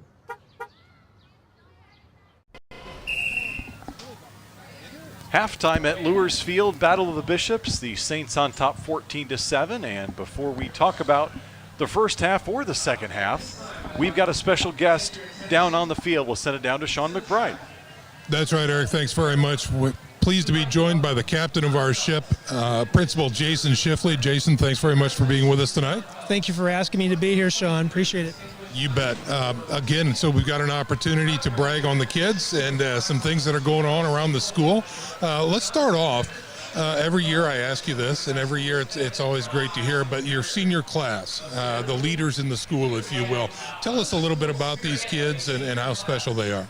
Well, I will say, I know people don't want to keep on lingering about COVID, but I have to say since that time, 3 years, this is probably one of the strongest senior classes we've had in the last 3 years. Last year we had pretty good students, but this year, I don't know, it's just the positivity, the optimism, and just the climate of the school itself. The kids just really spread that, and the seniors really are the ones that stepped up. They're modeling and witnessing their faith. It's really a very positive year so far. So I hope that continues throughout the year and it ends very well as well. So you bet. Looking back, I know that there were rave reviews for homecoming, and I know an old tradition was renewed for the ladies with the powder puff game. I hear that went over very well. Yeah, I will admit, on the air I was apprehensive because, when I first came to Dwenger in 2004, they had already gotten rid of powder puff. It was something that was already taboo. They had it off-site, had these clandestine games in Shove Park, and I heard all the worst stories, But so I thought, it's our 60th anniversary. We're very proud that we've been around for 60 years. That's our theme, 60 years strong. But we thought, let's bring it back. And I was very impressed. The kids, the juniors and senior girls, they were on the same sideline. There's a little bit of bantering back and forth. It was all in good fun and competition. And I was really impressed at the athleticism of some of these girls, how fast they could run. Yeah. But I told Katie, I guess I'm going to say it right here live, that I think we're looking at doing it again next year. We rebooted the tradition. Okay, fantastic. And a great year to do it. And again, looking forward to, I know we've got a lot of other exciting opportunities coming up to support the Saint Nation, if you will. First bingo for the ladies, the moms and grandmas coming up right around the corner. And I know 100 more seats were opened up. Yes. but still within 24 hours, it's sold out. That's right. What an amazing event. No, we're very blessed to have that kind of support and enthusiasm. And of course, I'm just impressed, and you are too, Sean. You're there that night. It's just impressive. It's surprising.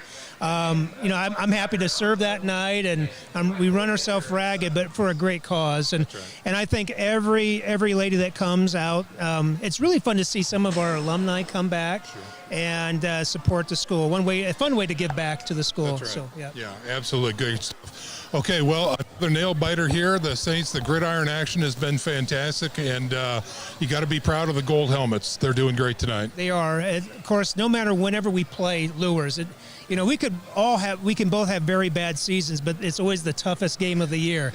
And no, it's a great game so far. 14-7. It's going to be probably down to the wire, maybe. Could very well be. It wouldn't surprise me. So you bet. All right, Coach. Coach. Well, that's all right. Fred always called me Coach. There you go. All right. Well, we're going to go ahead and wrap it up here and send back up to the booth with Principal Jason Shifley. Again, Jason, thanks so much for being with us. Thank you, Sean. Appreciate it. Okay, gents. All right. Thank you, Sean. Good to hear from the captain, the coach, whatever you want to call him. He is the man in charge, and a lot of exciting things going on, as always, here at Bishop Dwenger High School. And he said it right there. When these two teams get together, you've got the competition aspect of it, but you also have the brotherhood aspect of it. And, it's just such a unique rivalry. I can't say it enough, Kevin, that two teams that want to beat each other so bad but come together in so many beautiful ways and fundraising efforts throughout the year. Yeah, and this is, to me, this is what high school football should be about. You know, community. There's kids running around on both sides of this field, young kids that will come up through the CYO system and play in this game, and the families, as much as you talk about some of the family names that we have at Dwenger, the Luers families of the Morkins and the Geelys, and the Browse. I mean, you see their kids come up through, and they're competing against kids that we played against. That's the cool part about this rivalry, Eric. And it was, again, as a player, it was a privilege to play in this game. And I can tell you, it runs deep sometimes, but you always, at the end of the game, hug your guys, give them a handshake, and you know that you've been in a battle. That's right. Well, we're in a battle tonight. 14-7 is the score, and it's been hard fought on both sides of the football. Defense has ruled for much of the game, a lot of 3-and-outs, and a couple big plays by each side, and then we finally saw what we were talking about the whole first half. We had not seen one methodical drive down the field. It all happened in the final minute, but Bishop Dwenger able to put together a nice string of positive plays to get the ball down the field, and then hitting pay dirt with 2.8 seconds left as Springer rolled out to his right and threw it just inches from the grass. I'm just excited to say grass and not turf. I know. Inches from the grass, to Carter Minix. And really that's all that's separating these two teams right now.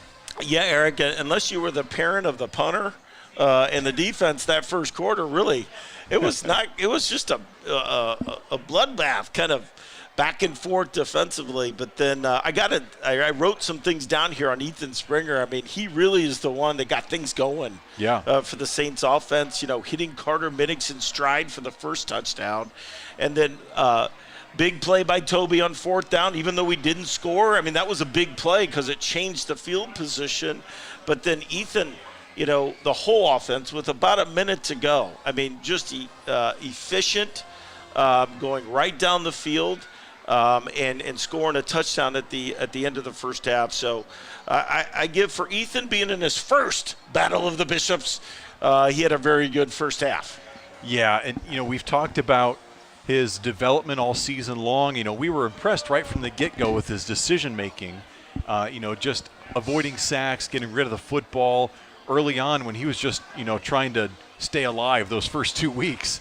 But then as we've seen SAC play throughout the course of this season, we've seen other things come up. We've seen his accuracy with the deep ball. We've seen what I would call excellent pocket presence tonight, where he knows when it's collapsing, he knows when to roll out.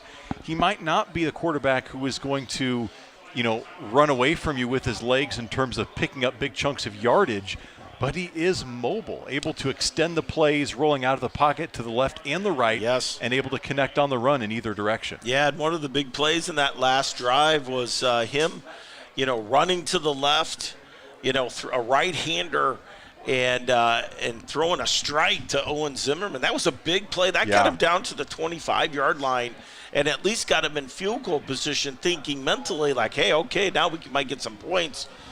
So, his efficiency has been awesome. He made one mistake tonight, thank goodness. The DB didn't catch it. But in the paper, Eric, it just says incomplete. Right. So. Well said. Well, it has been a wonderfully played first half. And, as we look ahead, I hate to say this, Kevin, it's just unreal that this is happening, but sectional pairings are happening in 9 days. It is unreal.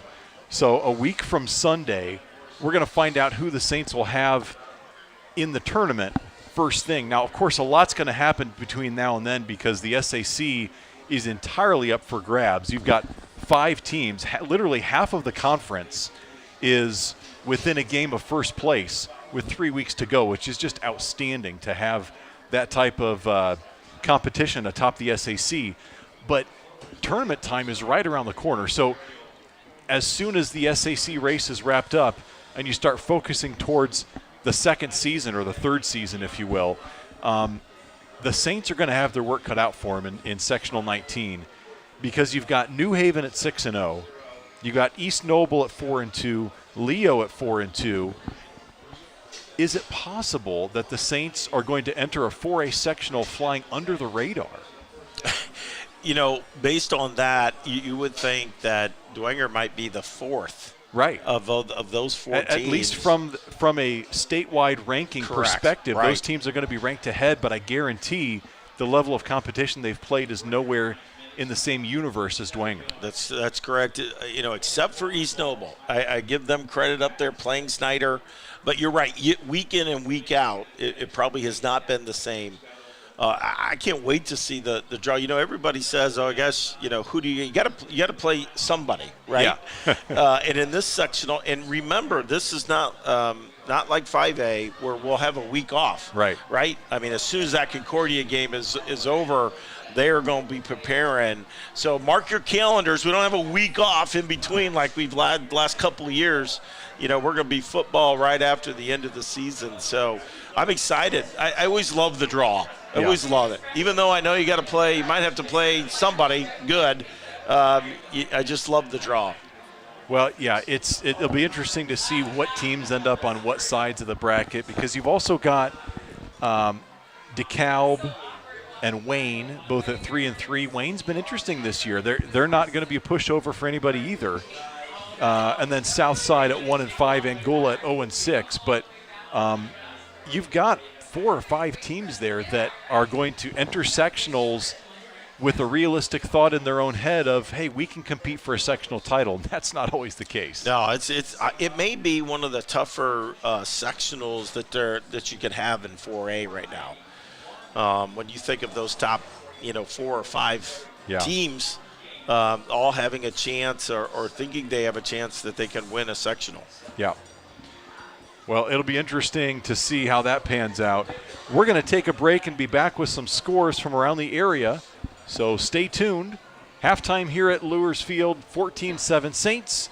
Back after this on the Saints Sports Network.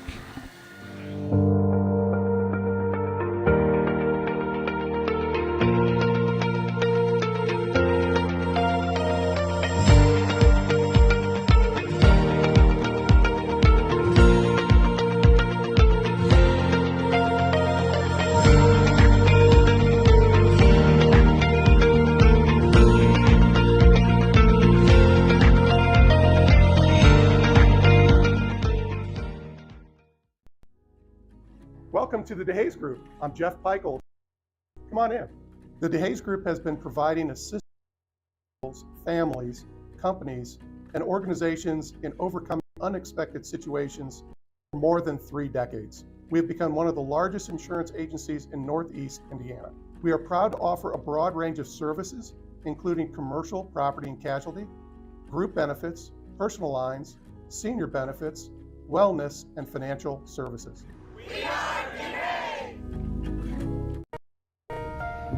OMSA and Diepenbrock Facial Cosmetic Surgery is the premier oral and facial surgery team in the tri-state region. As a full-scope practice with a proven track record, they offer outstanding care and exceptional results. With over a century of combined experience, they specialize in restoring natural beauty and self-confidence through surgical and non-surgical methods. By understanding just what patients need and want, OMSA and Diepenbrock Facial Cosmetic Surgery is dedicated to helping you live your best life. I should say that. We are back at Luers Field, and we're going to send it down to Sean McBride for some scores. Sean, what do you have for us? All right, gents. This is going to be from around and around the neighborhood of the SAC, but we'll get there eventually. Right now, Central Noble, the Cougars are on top of Cherubusco 17-0. Score here, the Carroll Chargers 24, Homestead 6. Norwell taking on DeKalb. DeKalb on top 21-6. Let's see here. We've also got, as we go down here, we've got New Haven, the Bulldogs 20, and the Belmont Braves 7. The Marion Knights are taking care of Angola 20-6. East Noble 21-0 over Columbia City. Now that's an interesting score. And again, let's go down here. I do not have an update from Wayne and Concordia, but again, we're going to keep an eye on that, see if we can get a final update there. Leo taking care of Huntington North, 34-0. And the last one I've got, East Side, the Blazers, taking care of Fremont, 28-0. As the coaches come back onto the field, I'm going to see if we can talk to Coach Garrett and see what his thoughts are on the first half. Yes, please do. Thank you, Sean. So, as expected, Snyder in control. And Carroll, what do you think about that Carroll score? Yeah, that's a little surprising. You don't know from the last 2 weeks what to make of Homestead. You really don't. They've just been up and down. I mean, they play Carmel really tough, and then they take a back seat to Noble's. Yeah, 42-0 in that one. But, and then last week, even Carroll is a bit of a head-scratcher because they squeaked by Wayne last week. Right. And here they are blowing out Homestead by a couple scores. So really interesting to see week to week what can happen in the SAC. Let's send it back down to Sean. All right, guys, thanks very much down here with Coach Garrett. Another nail biter here at Luers, Battle of the Bishops, living up to the hype. What was your takeaway of the first half? Well, I like the way we finished, obviously. I mean, that was one of the best 2-minute drills we've executed in a long time. So that was outstanding. I thought we made some really good adjustments early. The footing, I mean, it is what it is, right? And it's what makes it a great game. So we made some good adjustments. We'll see how the adjustments at halftime work out, but very proud how we finished. Any surprises coming up in the second half or more of the same? A little more of the same. Obviously, we know that we got to use some clock. This first drive is very important. So hopefully we can move the ball, at least flip the field. If we can punch one in, that's huge. Good stuff. Thanks, Coach. All right, guys, back up to you. Thank you, Sean. And really when you hear Coach Garrett there, talking about the footing and, the field conditions, to me, that's just what makes it, even more fun when you have this matchup because it's a level playing field. It is. Everyone's dealing with the same conditions. This field's in great shape. It Eric. is. And, I will say this.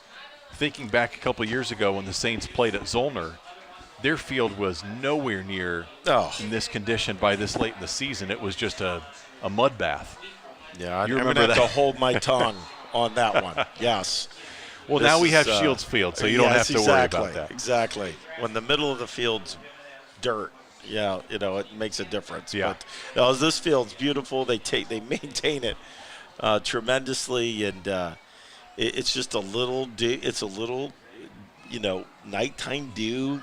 That's what makes high school football great, and it's there's no effect on either team tonight. And Coach Garrett also hearkening into the way that the Saints finished the first half and how they're going to start the second half with the ball. I mean, you always talk about that first drive being so huge, but if the Saints were able to score a touchdown on this drive and, have a 14-point swing without the Luers offense ever touching the ball, you cannot overstate the impact that would have. Well, sure, and it puts some pressure on Luers that they can't just grind it out and use the clock, right? They'd have to start maybe throwing the ball a little bit more, and so it does change the complicated piece of this game is if they do to go down and score. So I would agree with you, Eric. This is a big drive for the Saints. All right, folks, as the third quarter is set to begin here, we'd like to remind you to step up your snack game by offering healthy and delicious options from Fort Fresh Vending. Contact them to find out how to get a free vending machine at your business or school. That's Fort Fresh Vending. So the Saints trotting out back onto the field here. Again, that log jam atop the SAC. As we talked about some of those scores, Snyder on their way to moving to 4-1. Carroll will looks to be moving to 4-1 against Homestead. And if Dwenger can hold on tonight, you'll also have the Saints and the Knights at 4-1. So you'll have a scenario there with 2 games left to play that 4 teams will be tied atop the SAC. And of course, then comes all the fun calculations of the tiebreakers if it comes to that. And you know I'm going to be there all over that. I know you will. You'll have that laid out for next week for sure. I don't know if you remember, was it a year or 2 years ago where we had a potential for a 6-way tie in the SAC with like a couple weeks to go? And, of course, it didn't pan out, but I sure had fun talking about it. Who knows if anyone had fun listening to it, but I can always count on your statistics. Yeah, that's right. All right, we're kick get a is chance away. to return it. Here comes O'Keefe on the return. Around the right side, got some blockers, and there goes a flag. Now, helmet comes flying off. That's Nick Pelkington. We'll see what the official call is. I think it's got to be holding. Where he's throwing the flag. Right, he even picked up the flag and moved it. Just to make sure you knew. It is. That's the early indication there, holding. Yep. So this will come back, and the Saints will be backed up to start this opening drive of the third quarter. You know, they didn't do too bad in the first half. You know, I wrote down pass interference, roughing the passer. But outside of that, they really didn't have a lot of penalties. But this one hurts. You know, you're coming out, you get a good return, and it comes back to the 20-yard line. So, again, efficiency on offense here. Let's get a sustained drive and see our backs run here. Make some holes here. All right, 1st and 10, start at the 20, and there is a big bruising run. Oh, I hope he's okay. That's the dangers of being that umpire right there in the middle. Yeah. Big collision there at the 30-yard line. Trent Tittman with his helmet down. Sean, what'd you see down there? I saw the man in the stripes get hit by a truck. I mean, I feel badly for him. It was a blindside hit, even though he was looking there. It was such a bang-bang play that he didn't see it coming. I'm glad his feet, he looks okay, but boy, that was a hit. Wow. Able to pop up. We'll see if he sits a play out or two. I think he's okay. I do. Yeah, somebody give that man a round of applause. Yeah. All right, so that rush just good for a first down, 10 yards up to the 30-yard line. And the Saints back to the I formation. Knights showing pressure. Again, straight through the middle. That time, Toby Tittman on the carry. Takes it up to the 34. Yeah, you just got to wonder now that if the Saints are starting to wear this defense down a little bit. You know, in the first half, that would have been a 2-yard gain, and now it's creeping to a 4-yard gain on first down. Well, and that's, you know, we talked about the game last year. That's exactly what they did. Once they got the lead in the fourth quarter, they just wore the Knights down over the final 7-8 minutes of that ball game. 2nd and 6. Here is Toby Tippmann through the middle, sidestepping defenders. He is up across the 40 to the 44-yard line, and another Bishop Dwenger first down. Really good lead block by Trent Tippmann there, and really opened the hole, and good cutback there by Toby as well. Well, and you're also talking about a guy in Toby Tippmann. He had just maybe 2 rushes in the first half, so fairly fresh. I know he's playing defense, but for a guy who's used to going 2 ways, he's relatively fresh, all things considered, to start the second half. Well, the shirt's white. I know that. Yeah, that's one indication right there. I formation again, Toby. They'll stick with it. And speaking of a stick, big hit that time by number 20, Will Verslip. 6 foot, 164 defensive back. Laid the wood that time, but Toby popped right up after a gain of 5. And this is what you love seeing from your offensive line at the beginning of the second half, is taking control here, opening some holes and letting these backs do some work. That time, the Luers defense swallowed up Toby Tippmann in the backfield. It was Jackson, Damian Jackson, coming he's through. Having a heck of a game today. He Sure made a is. big play, recovering the fumble in the first half and returning it to change the field position. Great play there. Well, he leads this Luers defense in tackles and sacks on the season. You can see why. Big frame like that and the quickness to go along with it. 6'4", 214. So a loss of 3 on the play. It's 3rd and 8 from the 46-yard line. Springer looks to throw, fires it near side. It's picked off by Isaac Zay down the left sideline and pushed out of bounds. Zay comes up with a big momentum swinger right there. Yep, another opportunistic play by the Luers defense. They're really good at this. Great play by Isaac, undercutting the out pattern there, and great interception, and sets the Luers offense up. So with 9:19 to go in the third quarter, the Saints were trying to move past midfield. Instead, the Knights are on the Bishop Dwenger 40-yard line. Yet another drive starting in Saints territory. And the question now is, can they put a sustained drive together to capitalize on this golden opportunity? We'll start out with 4 wide outs, a man in motion for McKenzie.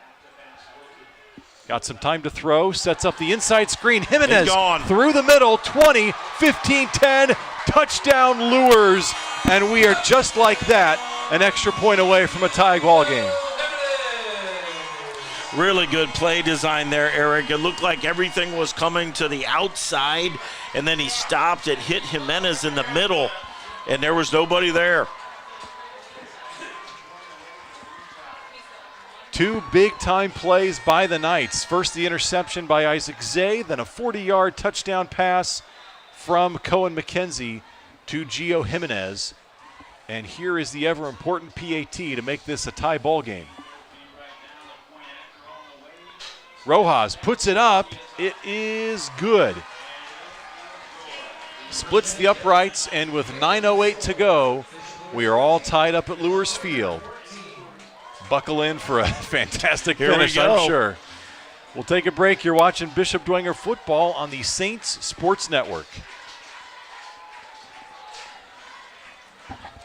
Hi, sports fans. Sean McBride here, inviting you to try the barbershop experience. St. Joe Center Barbershop, located at the corner of St. Joe Center and Maplecrest, prides itself on professionalism, cleanliness, and a family-friendly atmosphere. In their 3rd generation of family ownership, they have a combined experience of over 125 years. Give them a call at 485-6981. It's my barbershop of choice. That's St. Joe Center Barbershop at 485-6981. We are back at Luers Field, and we have an injured Bishop Dwenger Saint on the field. One of those defenders that came crashing through the line trying to block the PAT and sustained a hit there, so the medical staff is out to attend to him. Could not get a number to find out who that was. but he is still down on the turf. And the entire Luers sideline taking a knee as well.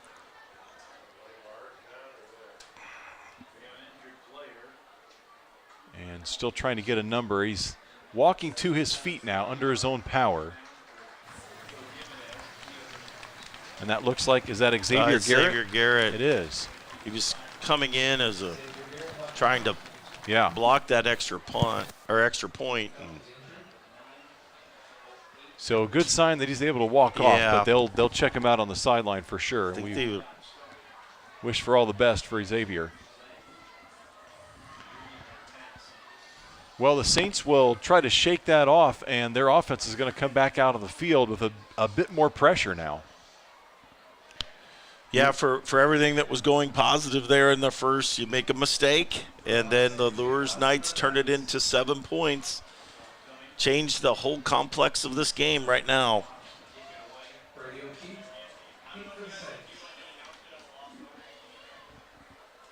14-14 with 9:08 to go.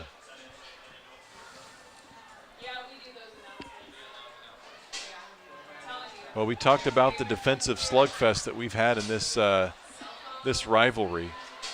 Last year, 17-12. We also had a 15-13 Dwenger win in 2018, a 15-14 Dwenger win the year before, 14-7 Dwenger here at Luers in 2016. So 4 of the past 7 games have been defensive battles, and that kickoff is just barely covered up by the Saints. But defensive battles that neither team has scored more than 17 points. Yeah, Luers tried a little squib kick there. Good job by Cruz Rolfe jumping on the ball. It actually gives them pretty good field position here. This is where your offense has got to take over and respond to the pressure right here. Well, and you can't overstate the play that was made by Damian Jackson getting in that for the tackle for loss, because the Saints were rolling on the ground up to that point. That forced Springer to go to the air. Here is a big pile push that time. Good for a gain of 9 for Trent Tittman through the middle.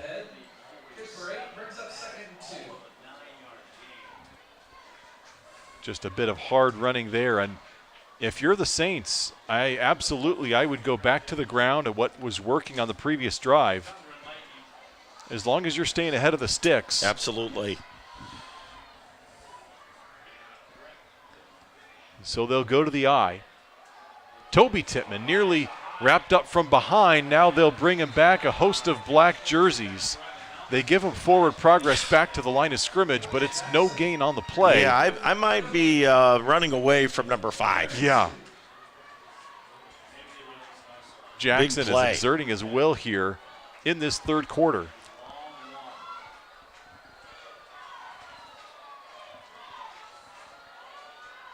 Big 3rd and 2. And we'll see if they stick it on the ground or go to the air.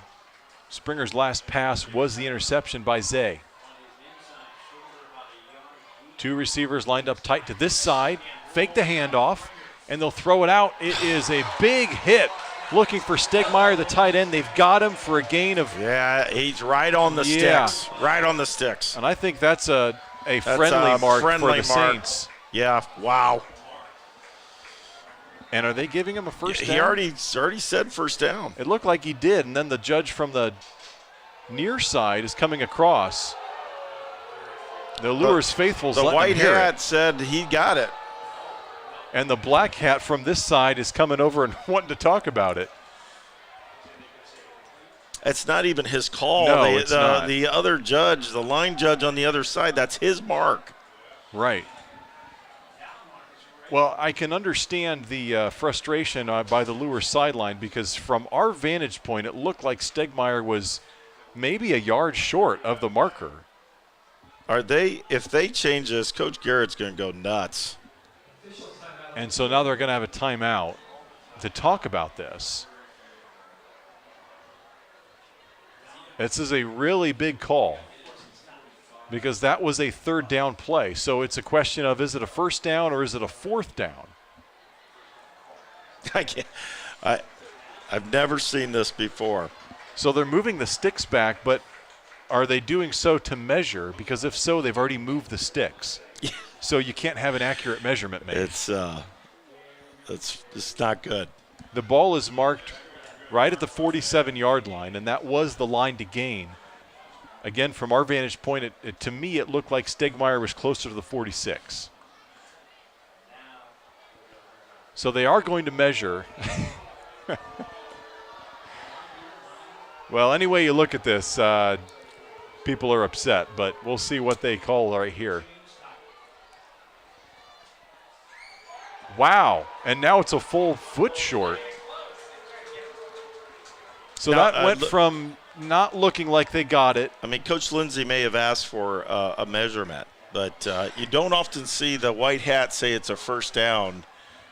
And then the measurement it's coming reversed. after the first down call. That's a first. Now, this is not a good job by the crew here on both sides. Well, the Saints are going to have to shake it off, and they've got a big call right here because they've got 4th and a foot, and their offense is still out on the field. And the referees are still talking about it. The Saints are ready to go. So they need a foot. Friendly spot for Dwenger turned into a friendly call for Luers. And now the Saints have a big call. They're going to hand it through the middle. I don't know if he got it. Yeah, well, the one They're coming in across the line to gain. Yeah.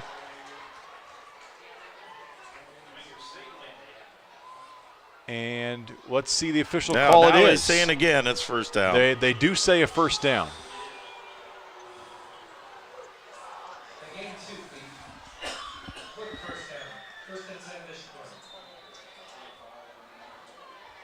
Well, that's one that you just kind of have to move on from. I guess so. At least the Stripes would love to move on from that. So it is a 1st and 10 at the 48-yard line. Here is Springer handing it off. Toby Tittman around the right side. Got some running room, still on his feet. He's got a first down as the ball come out. It ball looked did, like it it did came come out. out, but I think the Saints recovered it. Yep, one of the linemen. That's Wyatt Tittman. But you got Toby Tittman down.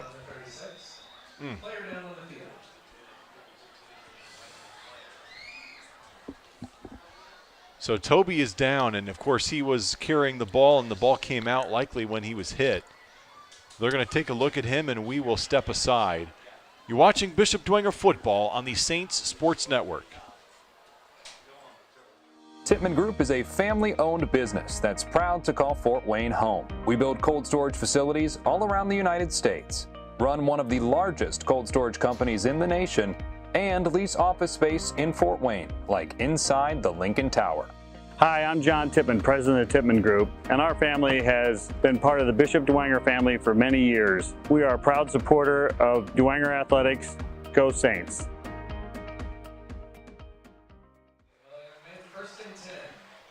We are back at Luers Field. Toby Tittman having to be helped off the field, and that's not a good sign.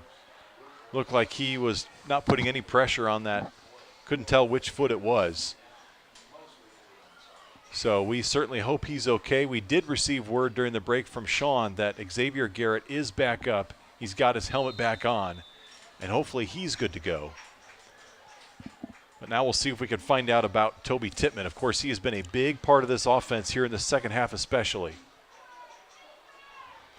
And once again, the Saints have to shake it off and move on. They've got a 1st and 10 at the 36 and now a flag.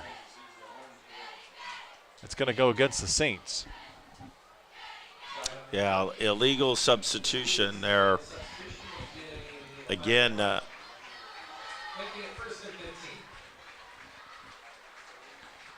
well, you talk about adversity hitting, and that's certainly what the Saints have here. They had the 1 touchdown lead. They had the momentum, and they were moving the football. And then just like that, an interception, a touchdown by Luers, and now some issues on this drive, some injury, some penalty. Saints have made their living overcoming adversity all season long, trying to do the more of the same, and great defensive play again there by Zay. Isaac Zay. trying to loft it over aim, and using his basketball skills, jumps up and knocks it away. Yeah, using every inch of that 6'3" frame to deny the pass is going to make it 2nd and 15. Springer doing a nice job of rolling out, extending the play, and then trying to have his receiver cut upfield after his rollout. Had the right idea, but Zay had other plans. 6:48 in this third quarter. 3 wideouts this way. They'll go to the reverse side, and Trent Tippmann takes it around the right side. He is going to have enough yardage to get back to the original line of scrimmage. Yeah, a little draw play going to the opposite side, gets it back to the original line of scrimmage. But again, a big third down here, Eric, for the Saints offense. Got to convert a couple of these here. 3rd and 11. Ball marked at the 37-yard line, so not quite in field goal range.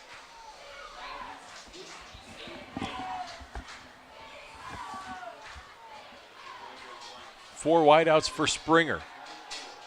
Here he is on 3rd down, got some time. Pressure breaks down. He's going to tuck it and run around the right side, diving forward, and we'll see where they mark him. Tough to see where that end line was, if he got credit for that entire dive or not. No, he didn't get anything. Wow. So, yeah, they don't give him any of that credit. They give him maybe a yard back to the line of scrimmage. So now you're in that no man's land, Kevin. Yeah. You're on the 36. It's 4th and 10. You're not going to punt. You're too far for a field goal, so the offense is going to stay on the field. That's good decision, and you're right. I mean, you gain about 20 yards even if you punt it. Right. And you have the likelihood of maybe going in the end zone. So big play here. And it's going to be a pooch punt. Oh.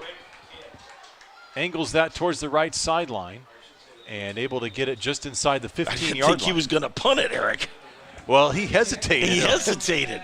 It looked like he might not at first, but does get the punt away. So important here as you get later in the game that you keep them down here. Like, this is a big series for the defense to keep them down there and get the ball back in good field position. 5:52 in this third quarter, so half the quarter gone by. And so far the Knights have evened the score. Their last offensive snap was a touchdown pass from 40 yards out to Gio Jimenez. Here comes the pressure. And the handoff good for a couple yards. Saints filling that hole nicely as Jimenez took the carry, just a couple. Yep, and they got a player down as well here.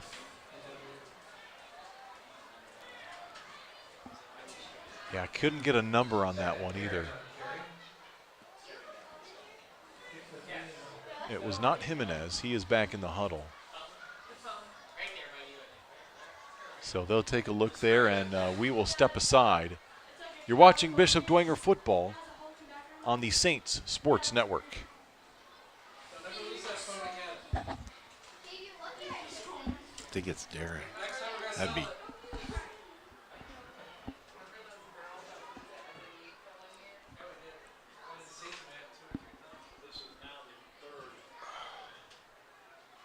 It's like he's got a cramp almost in his calf. Worco was founded in the late 1960s by my grandfather and a couple of his business associates, and my dad was the president from 1977 till 2010. Our philosophy is if you're not moving forward, then you're going to get left behind. For that reason, we became the pioneers of robotic orbital TIG welding, automated pressure welding. As a family-owned and operated business, we realize that our employees are our most valuable asset. We've invested heavily in them throughout the years, and they've given a lot back to us and to our customers in providing a high-quality product. Back at Luers Field, Mickey Daring was the injured Knight, and he is now walking very gingerly off the field. Talk about a big blow for this Bishop Luers team. Yeah, he's such an important part of the defense as well. Right. So walking ginger, I think it's a cramp as they were rubbing his calf. So yeah. Let's hope he can get that worked out and get back in the game.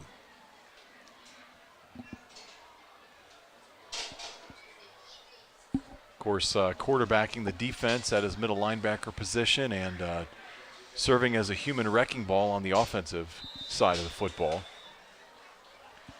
So a 2nd and 7 for the Knights. 5:37 to go in this third quarter. 3 wide outs, now a man in motion. McKenzie looking to throw, fires it, looking deep down the sideline, has a man. It is caught in stride at the 30, 25, 20. He's not going to be caught. Jalen White takes it in for a touchdown, 83 yards through the air, no flags. Yeah, and as much as we've talked about McKenzie with his short, immediate throws, man, that thing was perfectly thrown. Wow. In stride to their wide receiver, and they just beat the corner. One-on-one on the outside. Both of these quarterbacks putting on pinpoint accuracy on their deep balls tonight, and that one hit him perfectly in stride. I mean, I was looking as that ball was in the air. Jalen White sprinting at full speed, did not have to break one iota from that stride. Caught the ball and then outran the corner to pay dirt. PAT is up, and Rojas boots it through.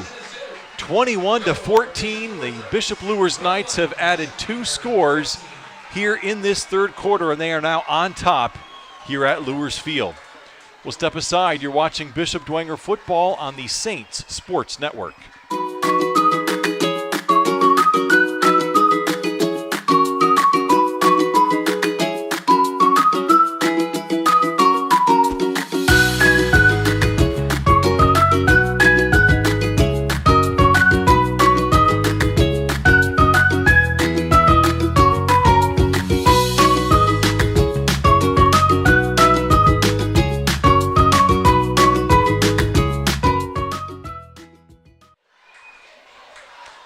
Welcome back, folks. Is the current economic climate causing concerns? Contact SMA for financial resources that will bring you peace of mind. SMA is a preferred Ramsey coaching consultant offering practical resources to set you on the right path. Wow. Well, that throw by Cohen McKenzie could not have been any better. And we're now sitting at a 7-point deficit for the Saints. Things have changed quite a bit from halftime. Oh, my gosh, yes, absolutely flipped from a beautiful beginning of a second-half drive, running the ball, getting 5 yards a clip on running. You throw an interception, one big play, you drive the ball down again, have to punt, one big play, and we talked about it at the beginning. This is Luers, right? Use their speed, and you cannot give up big plays, and that's what they've done in the second half here. Another pooch kick going towards out of bounds, and the Saints let it go. So that'll be a penalty against the Knights. I would bet he makes them punt it again. Although, if it goes out of bounds, they get it where it goes out as well. Well, it went out near the 35, and I feel like that's where they get it when it goes out anyway. Right? So I'm not sure. They very well might re-kick. But there's a big crowd over there by the 35-yard line. Yeah, and Mickey Daring's back in the game for the Luers Knights, so that's a great sign for them.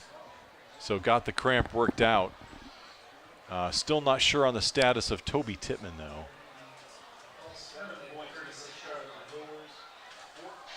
All right, so they are going to, looks like they'll accept the penalty, and the ball will be at the 36.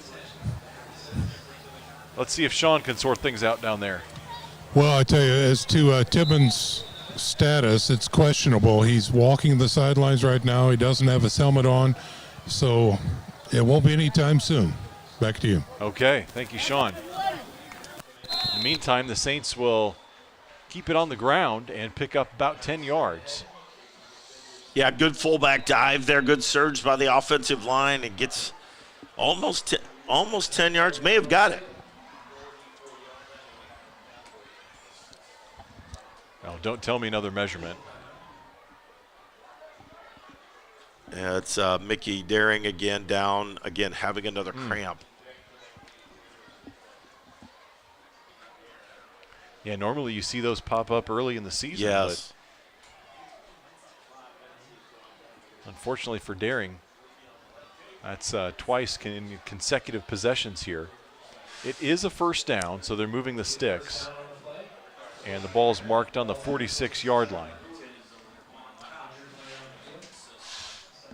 And they're still working on Daring down there. And again, no need to panic right now. You're down 7, but you're still in the third quarter with 5 minutes left. You could do everything that you're doing in your playbook that you normally would do.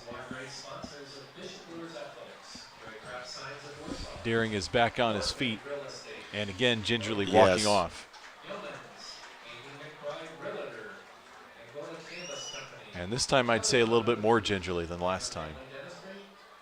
Although I got to tell you, Eric, for high school football season, the weather for I mean, it's really been phenomenal weather for high school football. Yeah, you're not supposed to say anything, Kevin. I know, watch it. We'll get rain and sleet next week. Yeah. But you couldn't ask for a better night of from weather for football you got tonight, that right. man. Full moon out tonight, too. So yeah. Beautiful night for football, that is for sure. And I'm just kidding about the weather.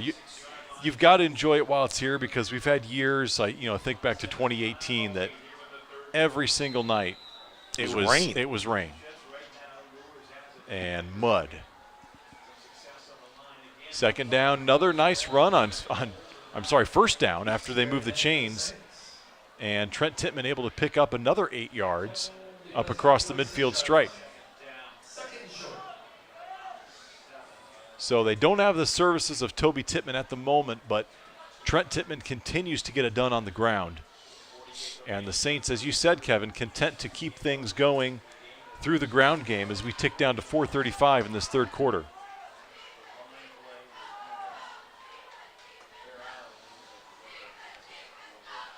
I formation. This time they'll hand off the first man through, and still moving the chains and all the way inside the 35. That time looked like, is that A.J. Shefferly? A.J. Shefferly, yeah. White shirt, so I know it wasn't Trent. So great run by A.J. there. Another first down. 3 fullback dives for first downs. Yeah. And Shefferly, when you look at the depth chart, he might be maybe your fifth option there after both Tittmans. You got Gus Tittman and Russell Knipschier, but Shefferly getting it done. Now, once again, Trent Tittman just fighting and wrestling his way for extra yardage. He's going to be down to about the 26. Yeah, they're getting good chunks of yardage here. The offensive line just getting a great push, but you got to capitalize, Eric. Right. You can do this all the way down, but if you don't capitalize with points. Here is a 2nd and 3 for the Saints.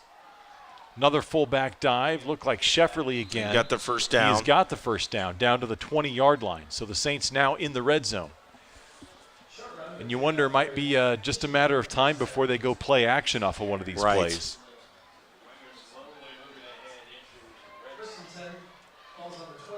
3.5 minutes to go in the third quarter. Saints looking for the equalizer.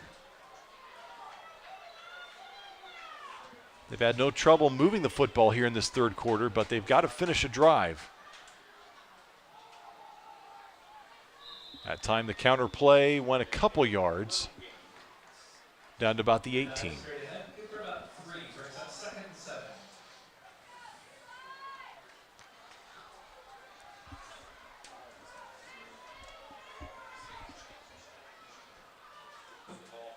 Ground and pound right now, Eric. That's the name Same of the game. formation, split backs. Just a matter of which running back's getting the ball. And this time Springer keeps it himself. and had nowhere to go. Could not get around the edge. Yeah, I think they were trying a little option there, trying to fool the defense. But Isaac Zay, again, he's having a hell of a game, not fooled at all, and makes a good tackle for loss. That brings up a big third down here. Yep. So the ball is right on the 20-yard line, and it's 3rd and 10. If they don't gain another yard, you maybe think about a field goal, but I don't know, again, with the field conditions, how comfortable the kickers are.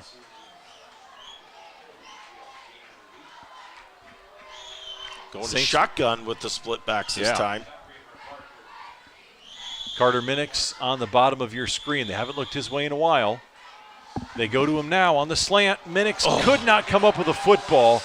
Got one hand on it, and then the defender grabbed Minix by the other arm and pulled him down, preventing him from coming back and making the play. A slant pattern a little bit high. Carter just got his hands on the ball but couldn't pull it in. I think they're going to try a field goal. Yep.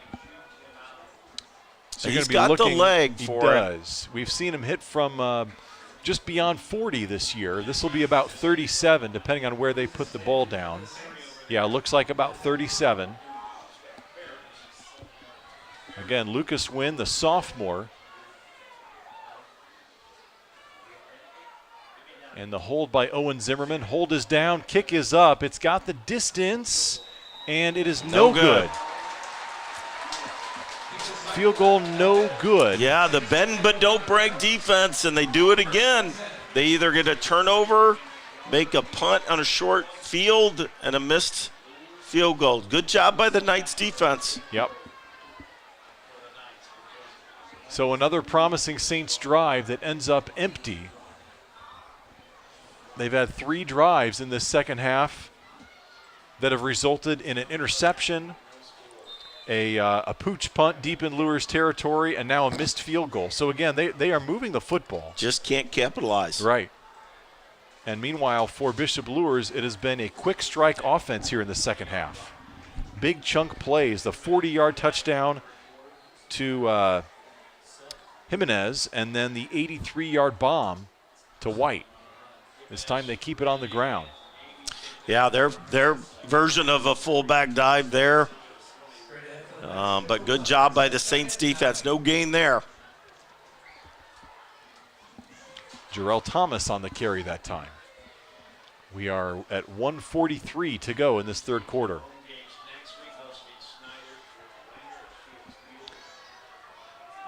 And Luers, nursing a 7-point lead here, is content to take as much time off these play clock as they can. Really managed the game very well. They have. Cohen McKenzie doing a phenomenal job back there. Snaps it with 5. Looking to throw, sets up the screen, and it is incomplete. So that's going to be a 3rd and long, 3rd and 9. And the Saints defense with a great opportunity to get the ball back. Yeah, Peter Thiel again trying to disrupt that play, kind of made him throw it awkwardly into the ground there. Good job by Peter. And, man, you're right. This is a big 3rd down for the Saints. For field position, for time, for everything right now.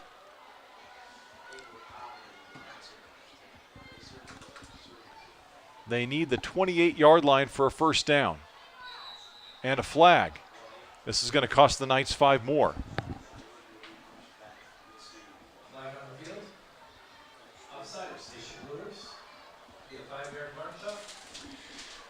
So you got to wonder in this situation with a 3rd and 14 if Coach Lindsay is going to be conservative here and probably call another screen or something like that.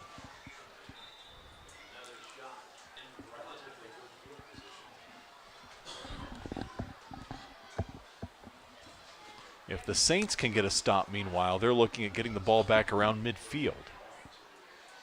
Yeah, we got the same matchup on the outside. This is sometimes where you just chuck it. Yep. They've got a pattern across the formation. It is caught. Gains about 5 or 6 yards, well short of the first down. Yeah, very good coverage over there by Owen Zimmerman as well. So good job by the Saints keeping them down here. And the punting unit on the field for the Knights with 50 seconds left in the third quarter.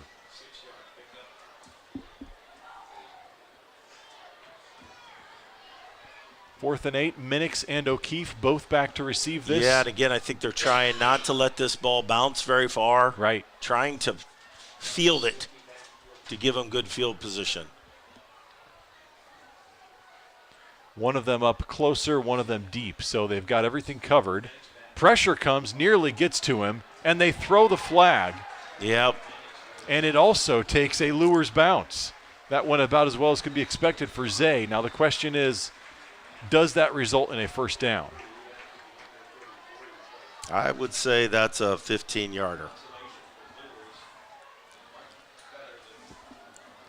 Here's a call. Running into the kicker. Sean, what did you see from your perspective? It's questionable at best. And note he actually flipped his body so that he wouldn't impede the kicker as much as possible. So he tried to avoid the penalty. It just didn't happen. Questionable call. So it's a 5-yarder.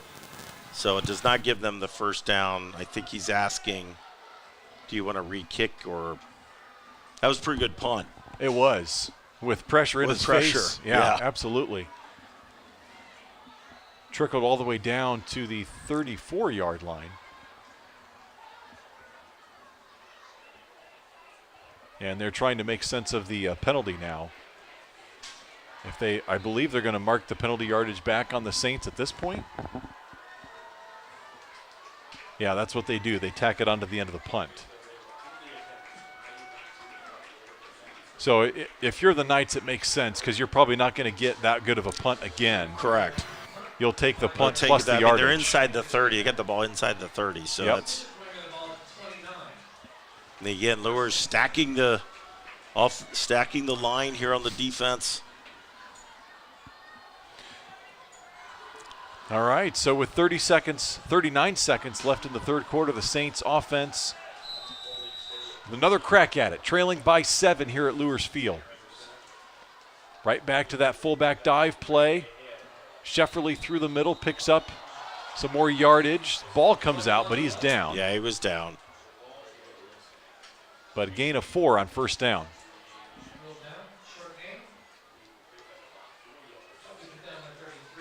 Shefferly, the sophomore, 6 foot 175.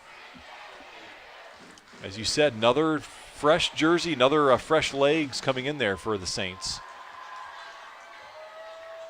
Another option to keep things on the ground, and that is going to take us to the end of the third quarter. The third quarter belonged to the Knights. They sure did. 2 touchdowns on the board, and they have turned a 7-point deficit into a 7-point lead. Heading into the final quarter here, don't miss an exciting conclusion to this newest chapter of the Battle of the Bishops here at Luers Field. Fourth quarter is next. You're watching Bishop Dwenger football on the Saints Sports Network. The Bishop Dwenger Spirit Shop is your home for all official saintly swag. With new items arriving weekly, the Spirit Shop has something for everyone. From uniforms and accessories to gifts and game gear, the Spirit Shop can outfit the entire Dwenger family for any season. Located on campus in the gymnasium, we are open Wednesdays from 10 a.m. to 2 p.m. and 3 p.m. to 6 p.m. or online anytime. Support your Saints in style and visit the Bishop Dwenger Spirit Shop. Welcome back, folks. St. Joe Barbershop will keep you looking good all season with services for the whole family. St. Joe Barbershop is your hometown barber. There's probably a joke to be made there with a close shave, but I won't go there. Second and 6. The Saints have the ball at their own 33-yard line. And again, we see the push of that line. It looks like it's going to be first down yardage.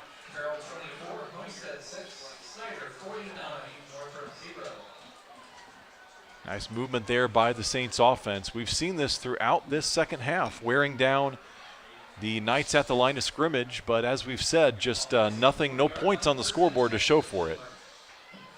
And this drive is going to be pivotal. Another Luers player down. We do. Looks like another cramp.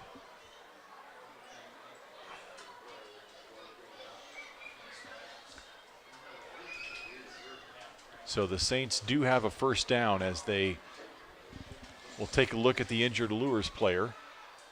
He's going to pop right back up. And that is Wilver Slip.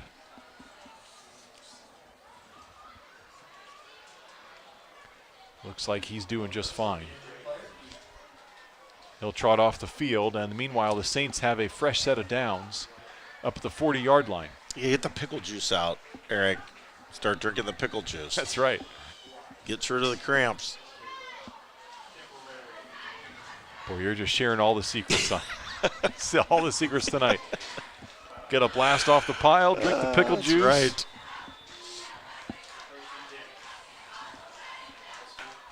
First down for the Saints, fullback dive, and that time only a couple yards on the carry. You just think they got something here, Eric, where they're going to fake that thing and Right. throw it, pop pass or something to Lehrman. It's got to be something off of this straight fullback dive. You know, for all the talent and the game-breaking ability that Carter Minix has, he has touched the ball a relatively Low few amount number of times, right. He's had those 2 touchdowns. Now we've got a pitch. Tippmann will take it for maybe a yard around the left side. But when you've got a weapon like Minix, and he has had success getting behind the defense. Right. 2 touchdowns already. You wonder if they look his way again here, especially on 3rd and long. But to your point, Kevin, to mix that in when it's in a more unexpected play call scenario. Now they're going to spread them out this time, and 4 wide. Big play for the Saints. Springer to throw, has time, flushes up and right into the arms of Jackson. Takes him down for a sack. Yeah, that one, that's not on the offensive line on that one. And Ethan just made a bad decision, a poor decision, stepping up in the pocket there, right into his arms. So good job by Luers.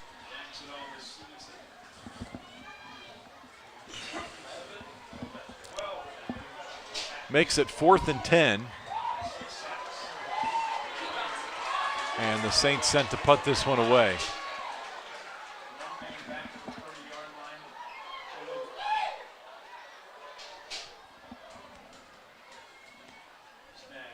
Aguirre has a low line drive punt. It will take a friendly Saints roll, and it will stop just short of the 20-yard line. So 10:08 to go, and it is time for the Bishop Dwenger defense to come up big. Yeah, this is the time right here. You got them pinned back here, close to the 20, and love a 3 and out here and give your offense a ball in good position.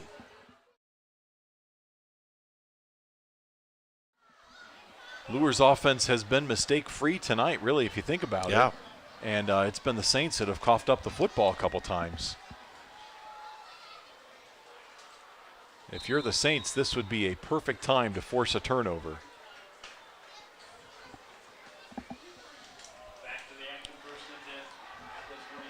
McKenzie's in the shotgun. Yep. We've got movement here. It's going to be a false start against the Knights. Yeah, I think that was unfortunate. I think he slipped or something there. Yeah. So Luers behind the sticks as they were on the last series.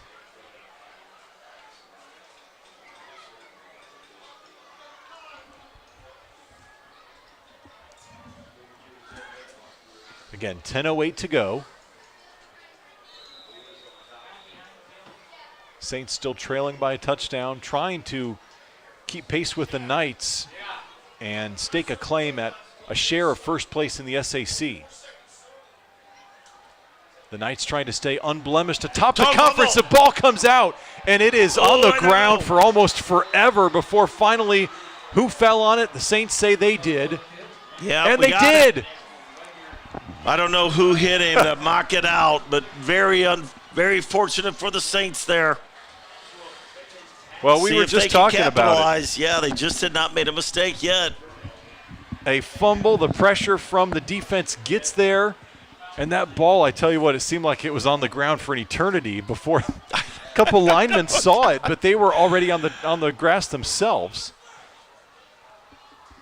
And Bishop Dwenger doing an outstanding job of jumping on the football. And now with exactly 10 minutes to go, the Saints have a golden opportunity. It's a 1st and 10 on the 13-yard line.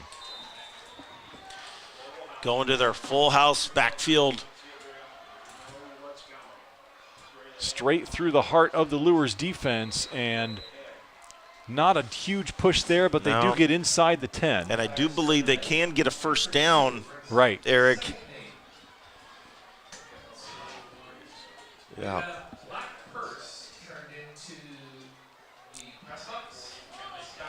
Second down. So this really flips the field, and the Saints have all the time in the world now with 9:30 to go. You need to punch this in, though, Eric. You really need to punch this in. Cannot settle for a field goal here. Power formation again. It's Trent Tittman through the middle, still pushing his way. And we'll see where they mark his forward progress, about the 6.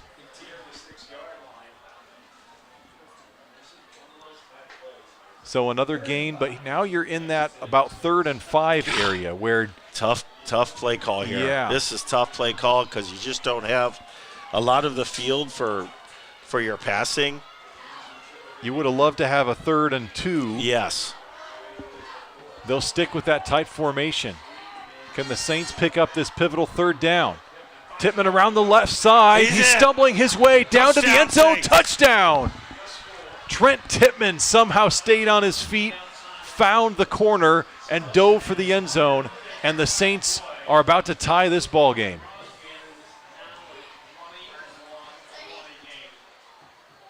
They've been going short side most of the second half.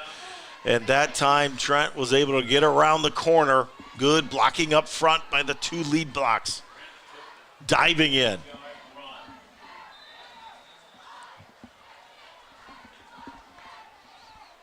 So Lucas Wynn is going to attempt the PAT.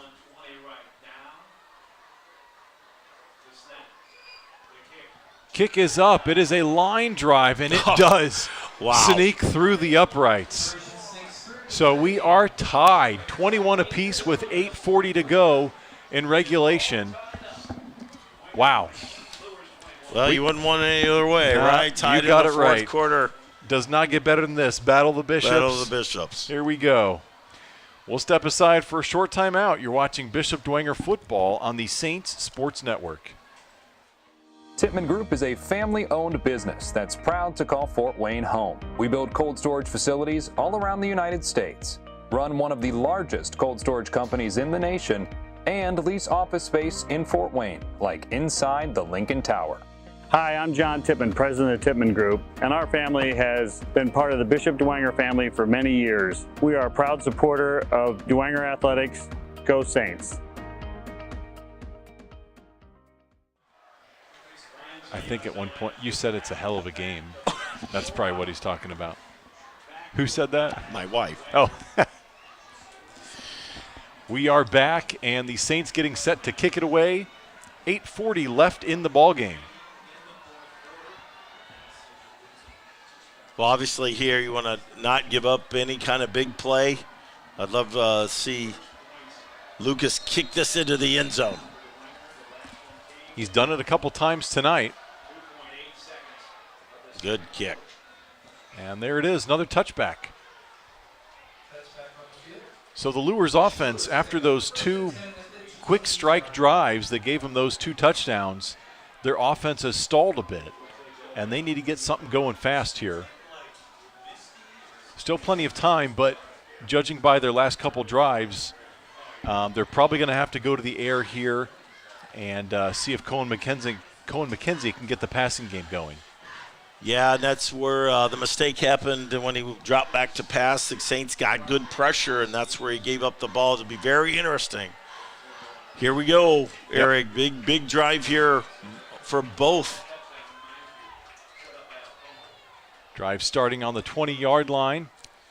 It's a handoff. Jimenez loses his footing and goes down in the backfield. That's going to be a loss on the play.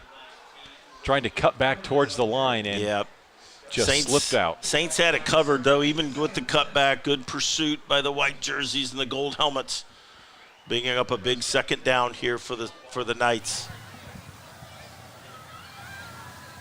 Let's check in with Sean McBride. Sean? Yeah, guys, I tell you what, for the edge work, they're going to have to go to the air because the grass is wet. It is very slick down here, so end arounds might not be effective. Yep, you said it right there. They'll keep this one on the inside, and the Saints pile up after a short gain. About to the 22, it's going to be a 3rd and long, and a big play for this Knights offense. Yeah, Mickey Daring there on the carry, and again, good job by the Saints shutting the run down. And watch the screens here. They're, again, as I said, they're very good with the screen action.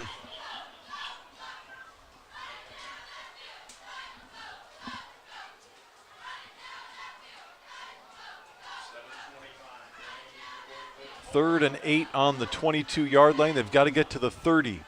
Here's McKenzie. Got some pressure, rolls out to his right, got to get rid of the football. Nearly picked off, and the Saints come up with a big-time stop. On defending that play was Max Carey coming up with the deflection, and it's 4th down. Yeah, good job by the Saints defense, and Max almost had a pick there. That would have turned the field position around, but Saints going to get the ball in good position here. That's right. Zay is going to line up to punt this one away, and he's standing inside his own 10. And this is one, Eric, that just from, my thought is don't rush the punter. Let's get the ball back. No penalties here. Get possession of this ball. Yep. It is caught by Minix at about the 41. He stumbles forward. You can tell everyone's having trouble with the footing. Yep. Up to the 45. You got 7 minutes left, Eric. Plenty of time. Really, the playbook is wide open, and all 3 timeouts. So coach has done good. The team's done good of not using their timeouts in the 3rd quarter. Right. Saints just doing a great job of being resilient after the Knights build up that lead. Saints get the turnover, the touchdown, then they get a stop on defense, and now a chance to take the lead with 7 minutes to go. They'll stick with a fullback dive, fall forward for a couple yards. And Kevin, I know I mentioned it earlier, but that game last year, the Battle of the Bishops, the Saints got the ball with 7 minutes left in a game they had to just grind out the rest of the clock to preserve their lead. This time they don't have the lead, but a similar position, getting the ball with 7 minutes, and they're going to try to keep this on the ground mostly, I would imagine. This time they need to finish it with a score. Split backs for Springer. They'll hand off and a short gain on the play. Good play. Shefferly up to the 50, and it's going to be 3rd and 5. Really good play by the outside linebacker, Jacob Felger. If he doesn't get that tackle, that's looking at a 1st down. Good job by the Knights defense there. Big play here. We are ticking down to 6 minutes left in regulation. 3rd and 5. They stick with that power formation. Will Springer go to the air on 3rd down? They'll keep it on the ground and gain a maybe 2 yards. They're across the midfield stripe, but now we've got a big decision. You don't want to give the ball back to Bishop Luers at midfield. But at the same time, you'd love to keep this drive going. 5.5 minutes on the clock. Yeah, I mean, this is where, you would want to try to maybe draw them off sides. Right. And then a pooch punt, maybe. I don't know. You may want to take a timeout if they don't jump, just to talk it over. Yep, they are not jumping, and that's exactly what they do. They will burn that timeout. And we'll see what Coach Garrett draws up after this timeout. 5:12 left on the clock. Want to keep it right here and remind our Saints fans out there, if you want to secure some space on Bishop Dwenger's new Jumbotron, please do so. Call the development office. It features high-resolution digital opportunities and sound for maximum ad exposure. To learn more, call the development office, 496-4706.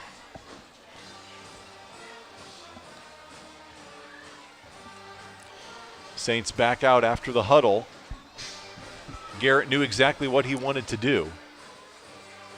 And it looks like the offense is still on the field, so it's just a question of... Yeah, see if he's in the shotgun or not. That would tell you if he's maybe going to pooch punt it. It if looks he's like under he's going to be under center.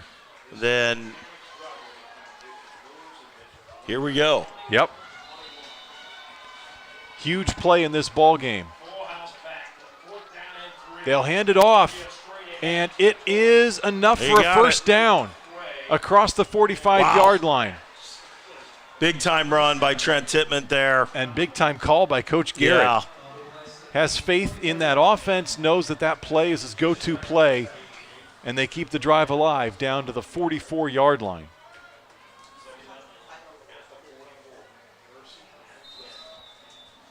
So Trent Tittman getting it done with his legs on the ground, and a fresh set of downs with 5 minutes exactly on the clock. Back to the I formation. Shefferly picking his way through the line. He's got a nice gain as the pile pushes forward inside the 40 and about 5 yards on first down. I don't think they've run it to the wide side, Eric, for this whole quarter. Yeah. It has been left side, left side, left side. They must have found something in that line that they liked. 4:25 now on the clock. Saints would love nothing better than to run this whole clock down and punch it in at the end of the ball game, much like they did to end the first half. Here's Springer under center. Hand off, big hole that time, and they push forward inside the 30 that time. Really good hole, really good run by Trent too. Lead dive. Getting a first down and getting closer to field goal range as well, Eric. That's right. We saw Lucas Wynn miss on an earlier field goal attempt, and his last PAT was a low line drive. So if the Saints can punch it in on the ground and not have to resort to the field goal, that would be their first option. 3:50 and counting. 1st and 10 from the 29. In the eye. Another, the ball comes out. No, it's a helmet. No, it's a helmet. It's a helmet. That's how hard they're running down there. Yes. Bodies banging into each other, helmets flying. And meanwhile, Trent Tittman continues to keep this drive going as we're now down to 3:36 on the clock. Pickup of 6 on first down. This is just ISO power football, Eric.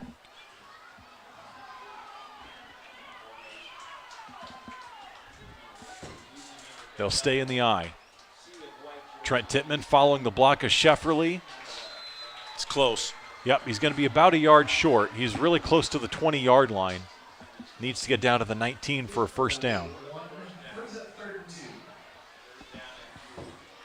3rd and short, and we're inside 3 minutes now, 2:55 and counting. And again, Saints have 2 timeouts left, so they're in control of this game right now. And if you're the Knights, eventually you have to start thinking about using timeouts to conserve some clock. But first you want to try to get a stop. 3rd and 2. I formation, they're trying to push the pile forward. I think they're going to be short. Boy, it's close. Shefferly had the carry, Trent pushing from behind. They're marking him right at the 20. It's going to be a yard short. So here you got the decision.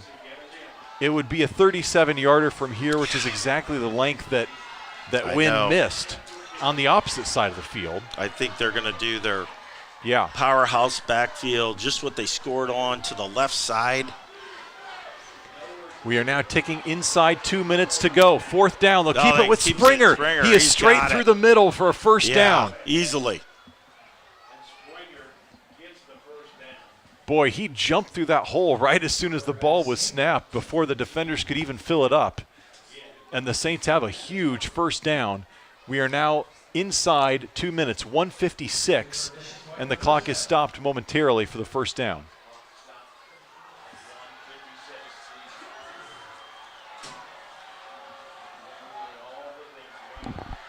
So ball is right at the 19.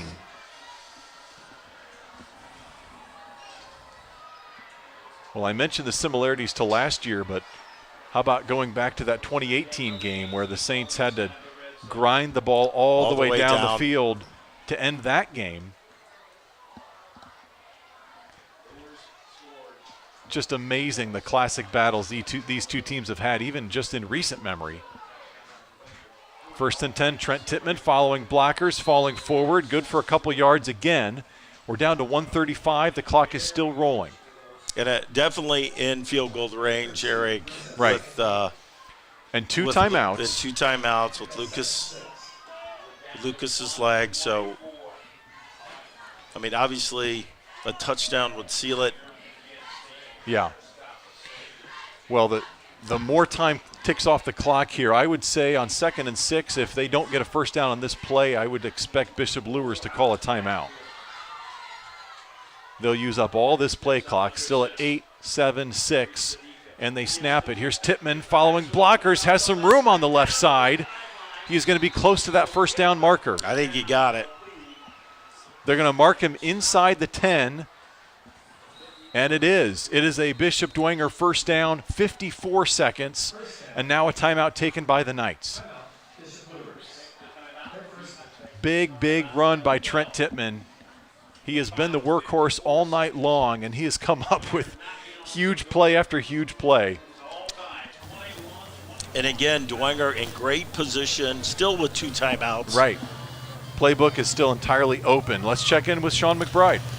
Well, I got to tell you, I want to brag on him down from here, you guys, because 9 times out of 10 when he is hit, he is dragging tacklers with him, and it's been like that all night long. I mean, every once in a while he'll get stuck, but normally he is dragging tacklers with him, getting those extra 2, 2.5, 3 yards every carry, and he's put the back on his team here in the 4th quarter, and it's paying off.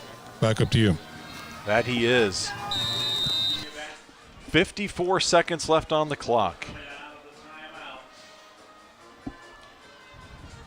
At this point, I'd be shocked for Coach Kelsaw to draw anything else up except the Trent Tittman run on the left side. So.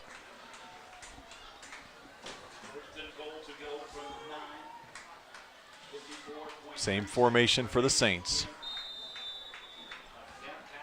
Still tied with 54 seconds. Can the Saints punch it in to finish this ball game? Oh, how about a bounce off there? Keeping his legs going, Trent Tittman can't escape the second would-be tackler, but he does get down to about the 7-yard line. And a shoestring tackle there from behind. Credit to D. Hogue on the tackle. Yeah, good tackle. I thought he was going to break it there, Eric. They get it outside to the pylon, but good tackle by the Knights there. So timeout called on that play.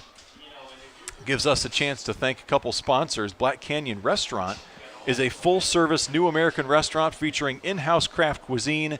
Enjoy the best fine dining in the fort at Black Canyon. We'd also like to thank OMSA and Diepenbrock Facial Cosmetic Surgery. When it comes to advanced specialty care of the head, neck, face, and mouth, oral and maxillofacial surgeons are the preeminent authority. Let Dr. Diepenbrock and all the surgeons at OMSA give you the results you are looking for. Well, Coach Sean McBride, what do you call up here on this play?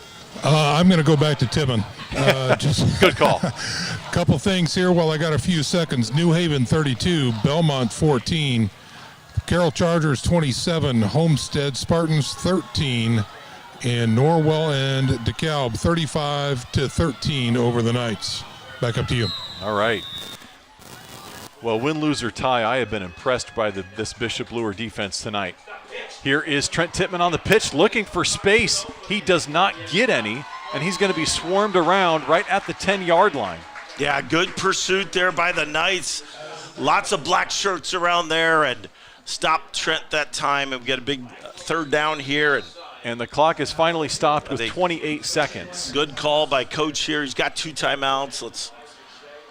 Let's talk about it, right? Yep, so that brings him down to 1 timeout with 28 seconds, and you're facing a third down.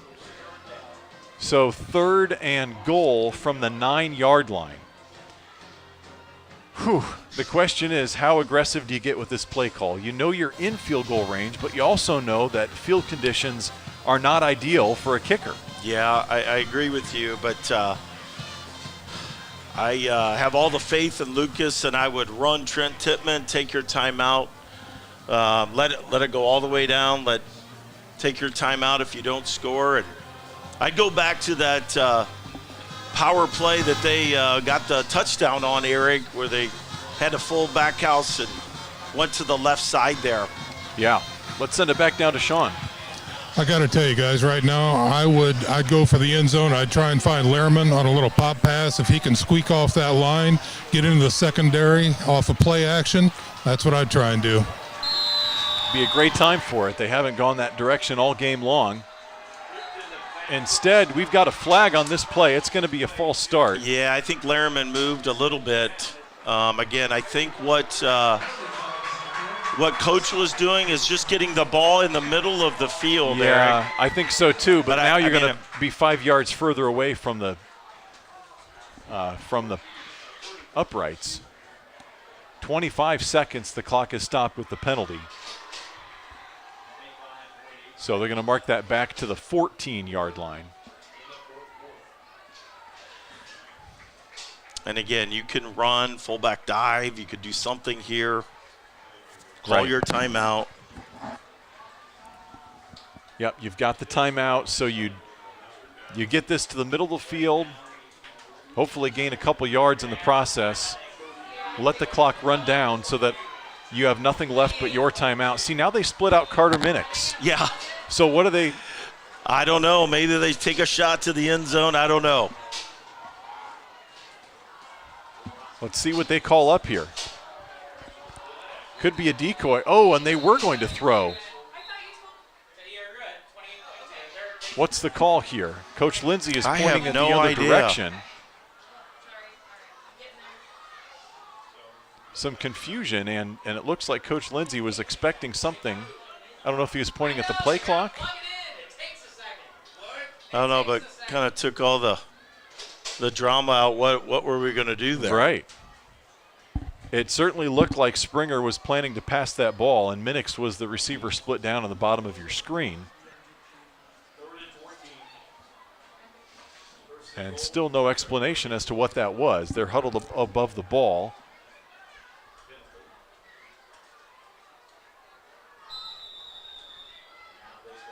And now they'll start the play clock. Maybe they hadn't started the play clock yet? I don't know. No explanation given to Coach Garrett.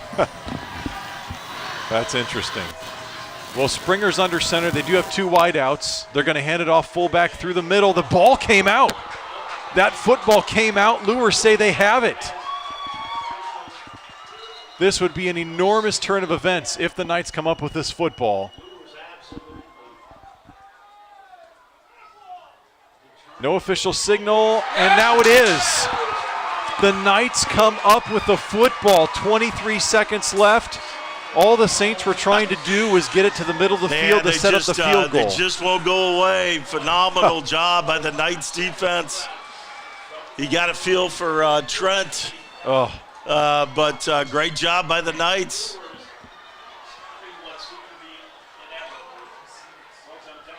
Well, just when you thought the nail was almost in the coffin. A huge turnover there, and that's the one thing that's derailed Bishop Dwenger in this second half. Sure some turnovers. Turnovers. So they'll never get a chance to kick the field goal, and Coach Lindsay said, let's take a knee and play for overtime. Not going to risk anything with 23 seconds left deep in your own territory. I believe Coach Garrett might be burning the final timeout here. I don't think so. We'll see what the clock stopped for. And there we go. Now they run the clock. So we are ticking down inside 5 seconds. The team's to the sidelines, and we have overtime here at Luers Field.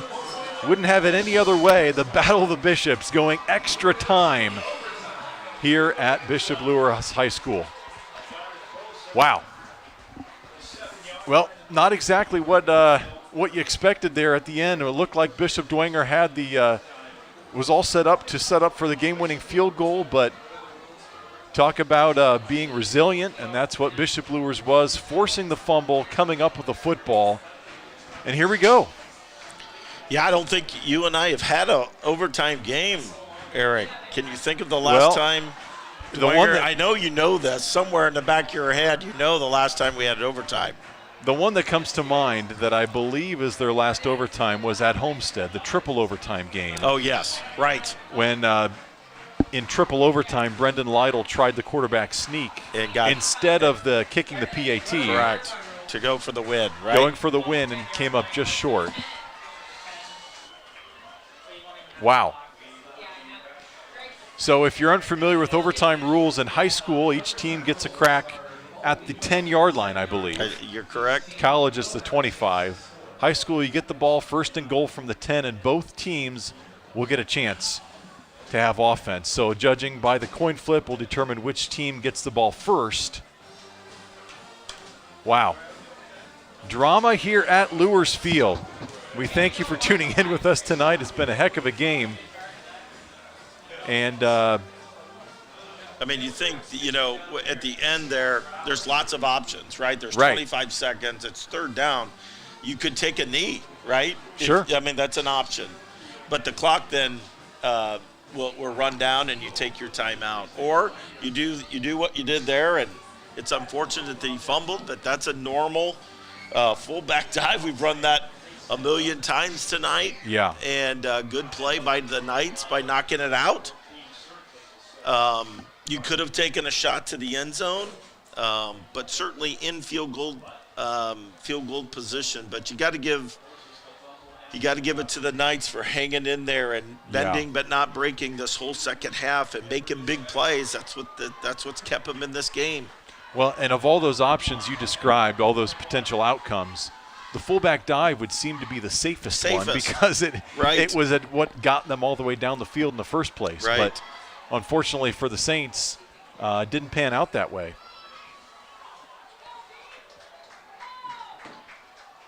So here we go. So the strategy in overtime, I think, is you'd rather be on defense first. Right. You want to see what you have to do. See what you have to do. And it looks like the Bishop Dwenger offense will be on the field first. So the pressure, will switch if Dwenger scores a touchdown. Then the pressure switches, correct? Right. But you always want to be on defense first in these overtime things. Well, we thank you for tuning in with us tonight and for sticking with us through all 4 quarters and overtime now. And we also thank our sponsors for tonight, University of St. Francis. Rooted in the Catholic and Franciscan traditions of faith and reason, the University of St. Francis engages a diverse community in learning, leadership, and service. St. Francis is a proud supporter of Saints athletics. So the Saints offense back out on the field. They had that 7-minute drive eating up the entire final 7 minutes of the fourth quarter, but came up empty. And now we've got a flag. Yeah, good job. This is going to get the Saints halfway to the end zone. Yeah, really good job by the Saints. Discipline there. Drawing off the Knights. Now we're 1st and 5. Right. Makes it a lot simpler for Coach Garrett and company.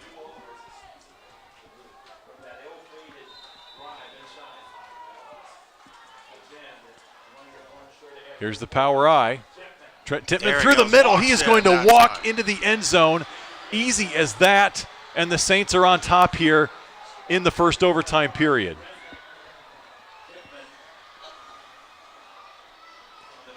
Well, they would have loved to make it simple and finish the done fourth quarter no like kidding. that, but instead it came here in overtime. Right. And now the all-important PAT. Remember, the last PAT for Lucas was a low liner that just barely cleared the crossbar.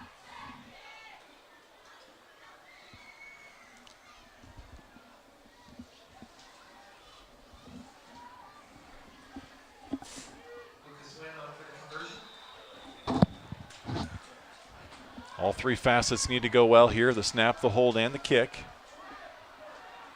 It is high, but Lucas gets a good kick up. It's good. Really good hold there by Absolutely. Owen Zimmerman.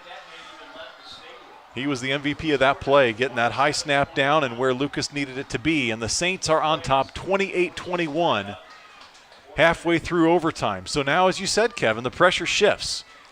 Bishop Luers now needs a touchdown to extend the game, to go to a second overtime. Yep, and you can't turn, obviously you can't turn the ball over.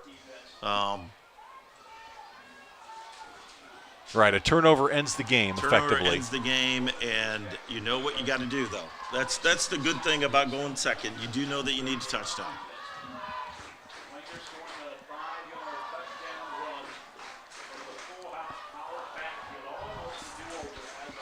So Bishop Luers trailing by 7, trying to find an answer here in overtime. It's 1st and goal from the 10. And McKenzie is under center. They come out with a power I. Yeah. Does this look familiar? Jimenez around the left side. He's got some running room, and he's going to be close to the 5-yard line. O'Keefe coming up and making a good stop, but good run on first down.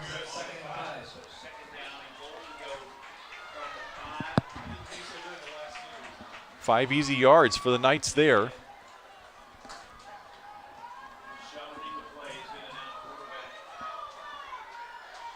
And of course, PATs are not automatic in high school. Just ask, was that Leo? Correct. That missed Right. the PAT against New Haven in double overtime. And the Knights will take a timeout. We will step aside as well to catch our breath here at Luers Field. Overtime in Battle of the Bishops right here on the Saints Sports Network. What if we told you there was a restaurant that combined live music and a casual patio experience with an unmatched dining experience? And what if we told you about the open kitchen, letting customers see the process, including the wood fire grill, which makes for the best steaks, seafood, ribs, and more, that goes so well with craft cocktails and perfect wine pairings? And what if I told you this restaurant was on DuPont Road in Fort Wayne? Black Canyon Restaurant. Let the experience begin. Welcome back, folks. Check out new merchandise arriving weekly in the Bishop Dwenger Spirit Shop. Order letter jackets, pick up a Traditions shirt, or find the perfect gift for your saint. The shop is open Wednesdays or all the time online at bishopdwenger.com.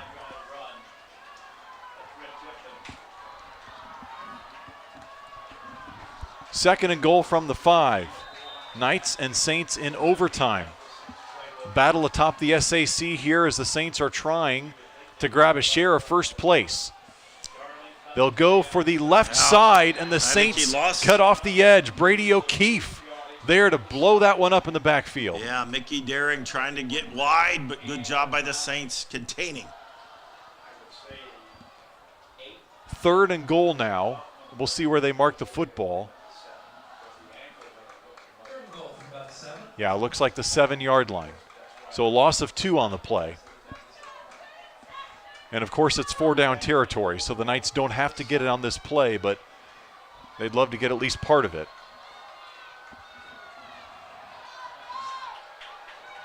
Spreading them out this time. Got away from their power package. Two wideouts to the bottom of your screen. McKenzie looks in that way, fires for the end zone, and he cannot come back to get the ball, but we've got a flag. Looking for White in the end zone, but they're going to call pass interference against the Saints.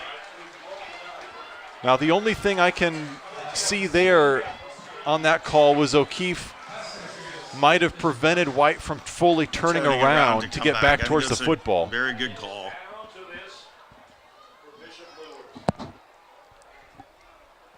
He certainly wasn't pushing him, but they're going to say he was holding him a bit, and the only trying to thing make is the it turn. was a little short, like if Right. he just turns around.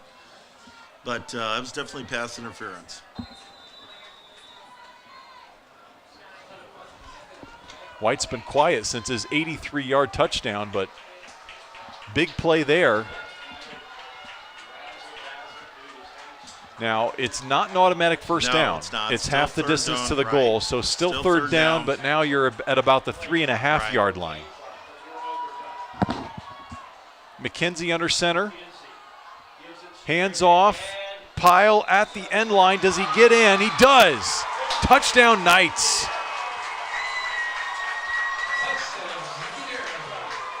Mickey Daring pushing his way through the line. Fighting through some cramping tonight. Just a big, tough run by your senior. I think he's going to go for it. I don't see the kicker coming on. I think you're right. McKenzie's back right on the here. field. This is your ball game, folks. The Bishop Luers Knights are going to go for the win.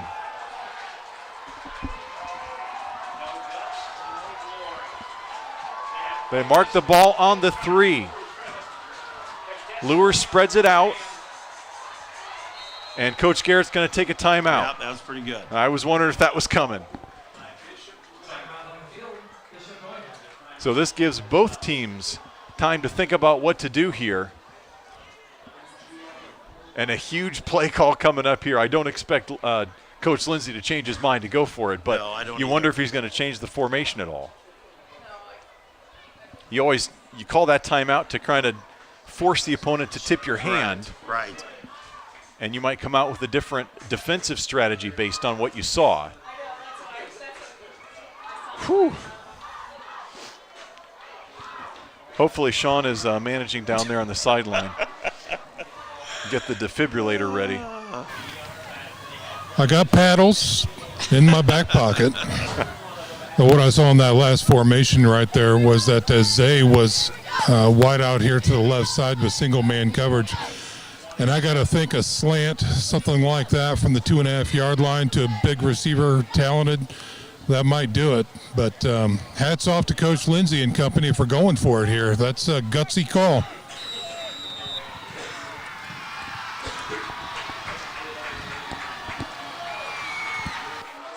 Well, the Battle of Bishops comes down to this play. 28-27 is the score. Saints up by 1, the identical score that they beat Homestead with 2 weeks ago. Can they do it again? The Knights are in the shotgun. Here's McKenzie. He's going to go to the air. Fires into the end zone, and there's a flag for pass interference. Looking for Zay on the jump ball, had the height advantage over O'Keefe. They're going to move this half the distance, and now the Knights might keep it on the ground. Yeah, good play call by Coach Lindsay. One-on-one on the outside, and you go to your main guy. He's been big play guy all night, and just a little early there with the Saints DB.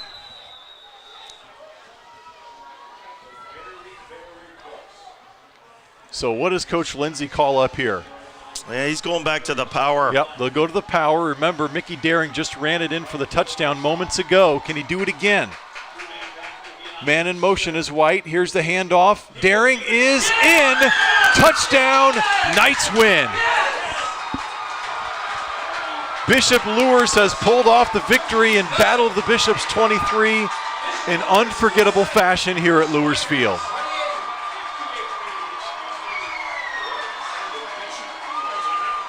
You can't write the script any better. No, sir. They hung in there every play, didn't give up. And for a team that's got one senior on the offensive line, they played unbelievable tonight. You got that right. Fighting through adversity throughout the game. They came back from a halftime deficit. They forced the fumble to prevent the potential game-tying field goal, and then they go for it all in overtime and the Knights come out victorious. Yeah, you will not see. Puts them in play it for does. SAC title. Knights are 5-0 in the SAC, and if you look at their remaining schedule, they've got Fort Wayne South next week. Of course, the Knights will be heavily favored in that one, and then they finish off at Homestead. So even if Homestead knocks them off, Luers would have one loss, and then you start looking at the tiebreaker. So Right. this really puts Luers in control of the SAC. Unbelievable. We're going to take a quick timeout and be back to wrap things up from Luers Field. You're watching Bishop Dwenger football on the Saints Sports Network. Some see a student athlete working on a shot. We see a powerful lesson in persistence. Some see a student preparing for success on an exam. We see a student athlete preparing for success in life. Proud to keep education in front of athletics since 1903.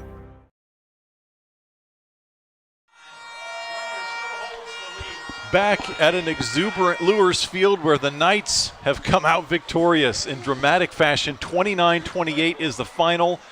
The senior, Mickey Daring, converting on the game-tying touchdown and then running it in from a yard out for the game-winning two-point conversion in overtime in a battle of the Bishops that these fans will not soon forget. No, that'll one. Add that one to the list of great games here for the Battle of the Bishops, and you got to give, Dwenger did not play a perfect game. Certainly, lots of mistakes, and Luers capitalized on them. Yep. And you got to give them the credit. Never gave up. They had a great game plan, and all the credit goes to them tonight. We'd like to thank Salvatore's Italian Eatery, the official pasta party sponsor of Saints Athletics, family-owned and operated with locations across northern Indiana. Salvatore's features quality food and a remarkable service in a family-friendly atmosphere. So the Saints drop a heartbreaker. They're going to fall to 3-4 on the season, 3-2 in the SAC. The Luers Knights move to 5-2, and of course, move closer to clinching an SAC title. Hard to believe it, but this game was a hard-fought contest on both sides. Both teams played very well. Got to be happy for the Knights pulling this one out, and I have to say I was impressed by Bishop Luers. I had not seen them yet in person this year, and they are a tough squad, Kevin. They, from the two, obviously the two games that I got to be able to see, they just have something about this team. Like they got some grit, man. They got some moxie. They just do not give up, and they got the Luers spirit, they call it, and they got this. And when you look at what they did to Northside and coming tonight, and they believed tonight. They believed that they could win. And you got to give them credit. Credit to the Luers coaching staff for having them ready. And great game plan. And we made, Dwenger made some mistakes. And you can't make mistakes in these big games. And credit to Luers for capitalizing on them. Well, that's going to do it for us. For Bishop Dwenger, they've got no time to rest because they're going to host Snyder next week. So another big game for the Saints, and that one's coming up next Friday night. We'll have the call right here, kickoff at 7 o'clock. So be sure to tune in next week on the Saints Sports Network. And that's going to do it for us tonight. Big thank you to Parker Knoll for getting us online and running the computer tonight. On camera, we had Catherine Hill. Our sideline reporter was Sean McBride. For Kevin Burns, I'm Eric Pete, thanking you for tuning in to tonight's broadcast. We hope you enjoyed watching it as much as we enjoyed bringing it to you. May God bless you. You're watching Bishop Dwenger football on the Saints Sports Network.